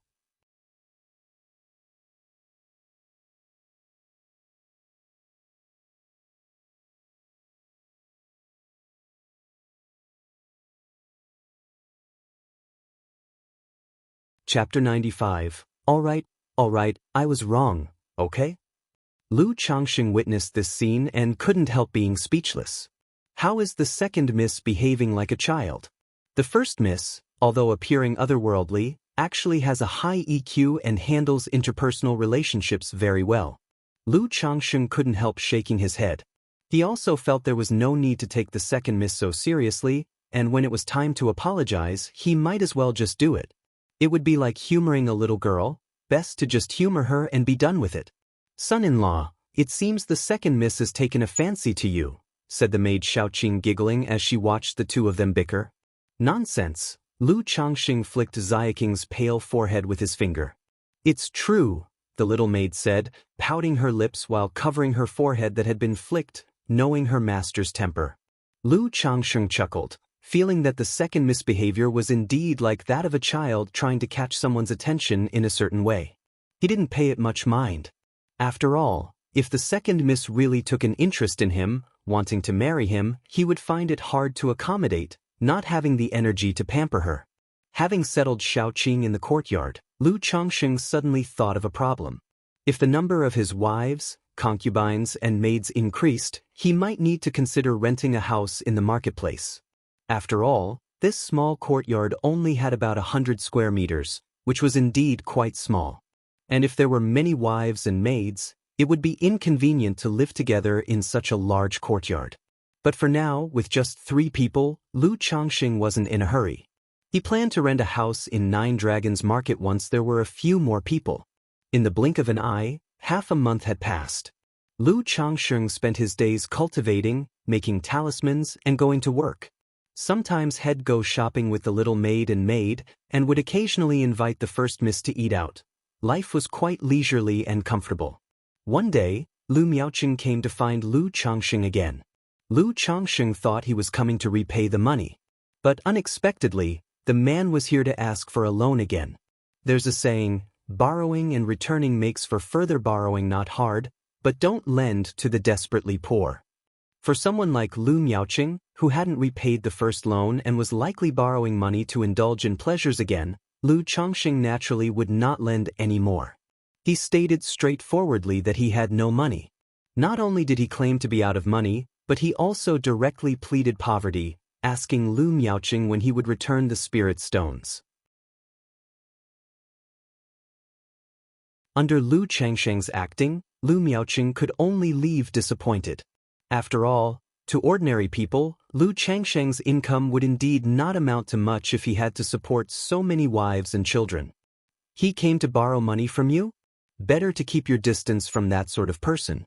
But you two do seem to have something in common. No wonder he came to you for a loan. Lu Miaohuan, just returning from work, passed by and saw Lu Miaoqing leaving. Guessing what had happened, she sneered. How are we of the same ilk? I, at the very least, have 5 wives, 6 concubines, 2 favored consorts, and 3 maids. Do I need to go to such places? Lu Changsheng, seeing Lu Miaohuan's expression, snorted in disdain and walked away. Lu Miaohuan, hearing Lu Changsheng's words and watching his retreating figure, didn't know why, but felt her anger rising incessantly, very annoyed. That night after, Xiao Yuyao and Xiaoqing leaned languidly in Lu Changsheng's embrace. My lord, I think I might be pregnant, Xiao Yuyao said in a soft voice. Pregnant? Lu Changsheng's spirits lifted upon hearing this. There's a saying that a lone yin does not produce life, nor does a lone yang endure, and these days he had been harmonizing yin and yang with Xiao Yuyao nightly. Now after such a long time, her being pregnant was natural. Instantly, he pressed his head to Xiao Yuyao's belly. He could faintly feel a weak life force gestating. Good, good, good. Lu Changsheng repeatedly cheered, his face full of delight, and asked, When did you realize it? Xiao Yuyao was also a cultivator, with a qi refinement level of the 2nd level, so it was natural for her to be aware of her own pregnancy. It was just a couple of days ago, but at that time I wasn't sure yet. I only confirmed it today, Xiao Yuyao said gently. She knew that her lord particularly adored children. Good, from now on take good care of yourself and pay attention to your health. If you need anything for eating or drinking, just let me know, Lu Changsheng said. Now that she was carrying a child, becoming the mother of his child, her status in his heart would naturally rise. Xiaoqing, seeing this, her watery eyes filled with coquettishness, looked at Lu Changsheng and said in a tender voice, My lord, I want to bear your child too.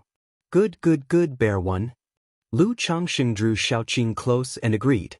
In 2 months' time, Lu Miao's child was due. For Xiaoqing to be pregnant now would be about the right time. He then rolled over and set about striving for the great Tao of immortality. The next day, Lu Changsheng and Lu Miaoge went to work. Thinking of Xiao Yuyao's pregnancy, he now only had Xiaoqing left by his side. Previously, he had been concerned about Lu Miao's pregnancy, which is why he hadn't allowed Xiaoqing to get pregnant. Now, without such concerns, he reckoned that under daily yin and yang harmonization, it shouldn't take long for Xiaoqing to conceive as well.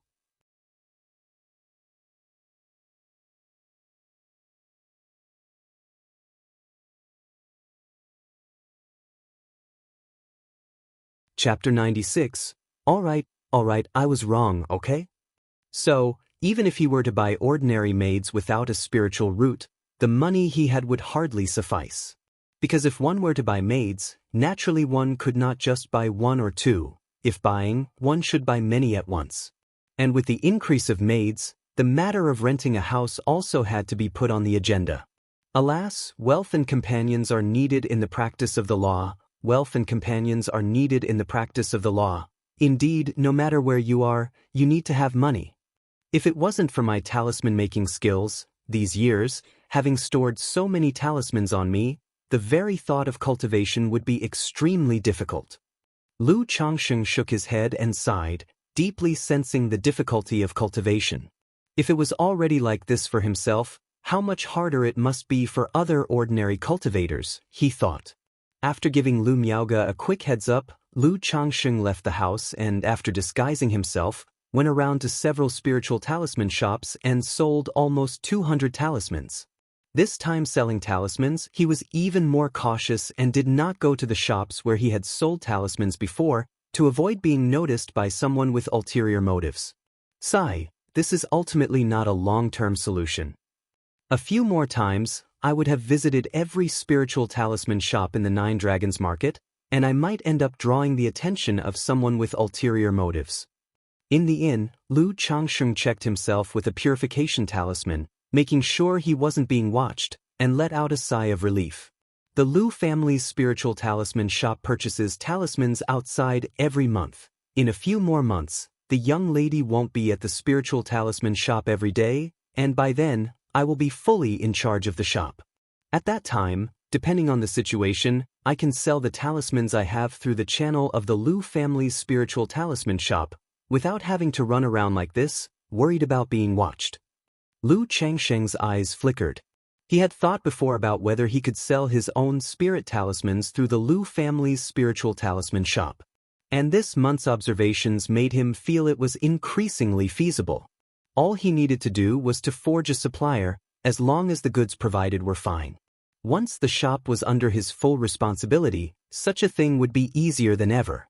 That night, Lu Changsheng also asked Xiaoqing to find out about the housing prices and rental situation in the Nine Dragons Market and planned to rent a 400 to 500 square meter house. For the location of the house, he told Xiaoqing to look in the eastern and northern districts and not to go to the western district. The western district was the gathering place for loose cultivators. Not only was it far, but it was also a mixture of good and bad, and there might be unexpected dangers. So it wouldn't matter even if it cost a bit more money. Even though the northern district was a commercial and entertainment district, belonging to the bustling city, there were still many houses for rent. It's just that the cost-effectiveness wasn't very high. Considering the northern district was mainly to be as close as possible to the spiritual talisman shop for convenience. This would not only save him the daily commute time but also make explanations to the Lu family simpler. 2 days later, Xiaoqing showed Lu Changsheng several houses to pick from. Looking at the conditions and prices of these houses, Lu Changsheng also gained an understanding of the housing prices in the Nine Dragons Market. In the eastern district, a house of 400 to 500 square meters, depending on different lease terms, location, and environment, the price would be roughly between 60 and 100 spirit stones. The houses in the northern district, however, were much cheaper. The rent for a year was around 30 to 80 spirit stones. After looking at the houses Xiaoqing had picked out, Lu Changsheng immediately made a decision. He chose a house in the northern district, not far from the spiritual talisman shop. The walk was almost 15 minutes. The house was about 400 square meters, and the minimum lease term was 5 years. The annual rent was 50 spirit stones, which could be paid yearly, and 1 year's rent would be required as a deposit. After deciding to rent the house, Lu Changsheng mentioned the matter to Lu Miaoge that same night and also informed the second elder. After all, It wouldn't seem right to just rent a house and move out without saying a word when he was living comfortably in the area. And he had a ready-made reason. He was planning to have some of his wives and concubines come to stay in the marketplace for a while, which would be somewhat cramped at his current place and not very convenient. Moreover, he didn't want to walk back and forth every day, so he decided to rent a house near the spiritual talisman shop, which would make things much more convenient on a daily basis. When the second elder heard this, he initially suggested giving Lu Changxing a larger courtyard. But upon Lu Changxing's insistence, he didn't say much else. He only asked briefly whether Lu Changxing had rented yet and if he had found a suitable house, offering to have someone help take a look. Lu Changxing stated that he hadn't rented yet but had seen some and had a few in mind, and he showed his choices to the second elder. After looking them over, the latter saw no issues, but merely advised Lu Changxing to come and visit more often.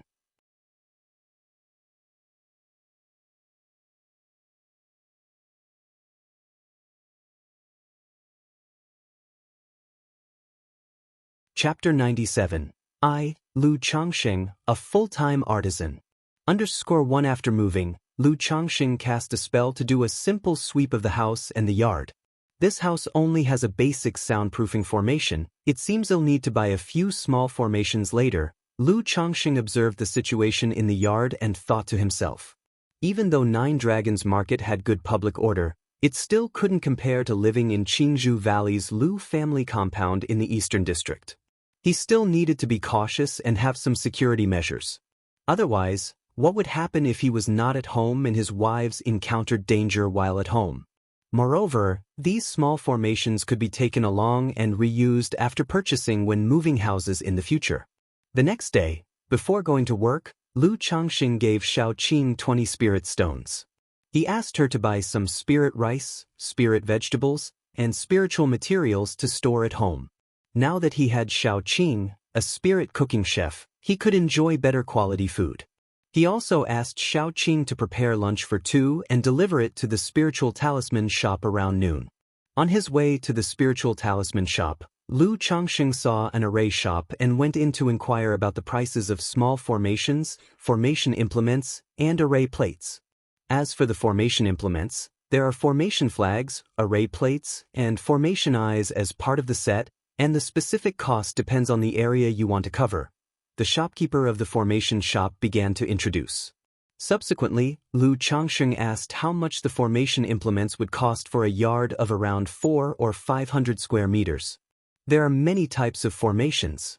For this size, the most common first-grade lower-quality formation, the minor misleading array costs 180 spirit stones. As for some stronger formations, it's not enough to just have the formation implements. You also need an array master to set it up and inscribe the array patterns. The shopkeeper, recognizing Lu Changxing, spoke more, sharing knowledge about formations with him. Upon hearing this, Lu Changxing involuntarily clicked his tongue in wonder. Just to cover 400 square meters with a first-grade ordinary lower-quality formation implement would cost 180 spirit stones. The price for a complete set of first-grade middle-quality formation implements was around 400 or 500 spirit stones. As for a complete set of first-grade high-quality formation implements, the price was basically 1,000 or more spirit stones. And for complex formations, the cost was even higher because it included the fee for the array master services.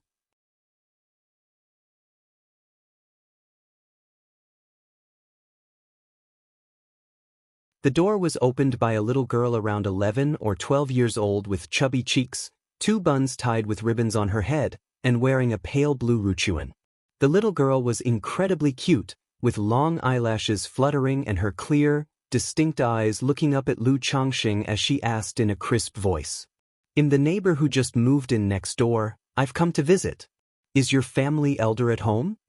Lu Changxing asked with a smile tugging at the corner of his mouth. "The neighbor from next door?" Upon hearing this, the little girl tilted her head and then called into the house with a bright voice, "Dad, it's the uncle who moved in next door." Then, a man in his 30s with a friendly face and a somewhat plump figure walked out from inside. "I've just moved in next door, and having heard that a friend came to visit earlier today, I too wanted to come over and get acquainted, Lu Chongqing said politely as he handed over the basket of fruit. Oh, it's you, Lu Daoist. Imgao he. Please, come in, the middle-aged man said with a warm smile, gesturing invitingly in a way that exuded an aura of affability and prosperity. This courtyard was subdivided, covering only about 100 square meters and was not as large as Lu Changsheng's own yard. You're tuning in to the Wang Lin's Journey YouTube channel. Don't forget to subscribe and join us on this journey to catch the most captivating stories.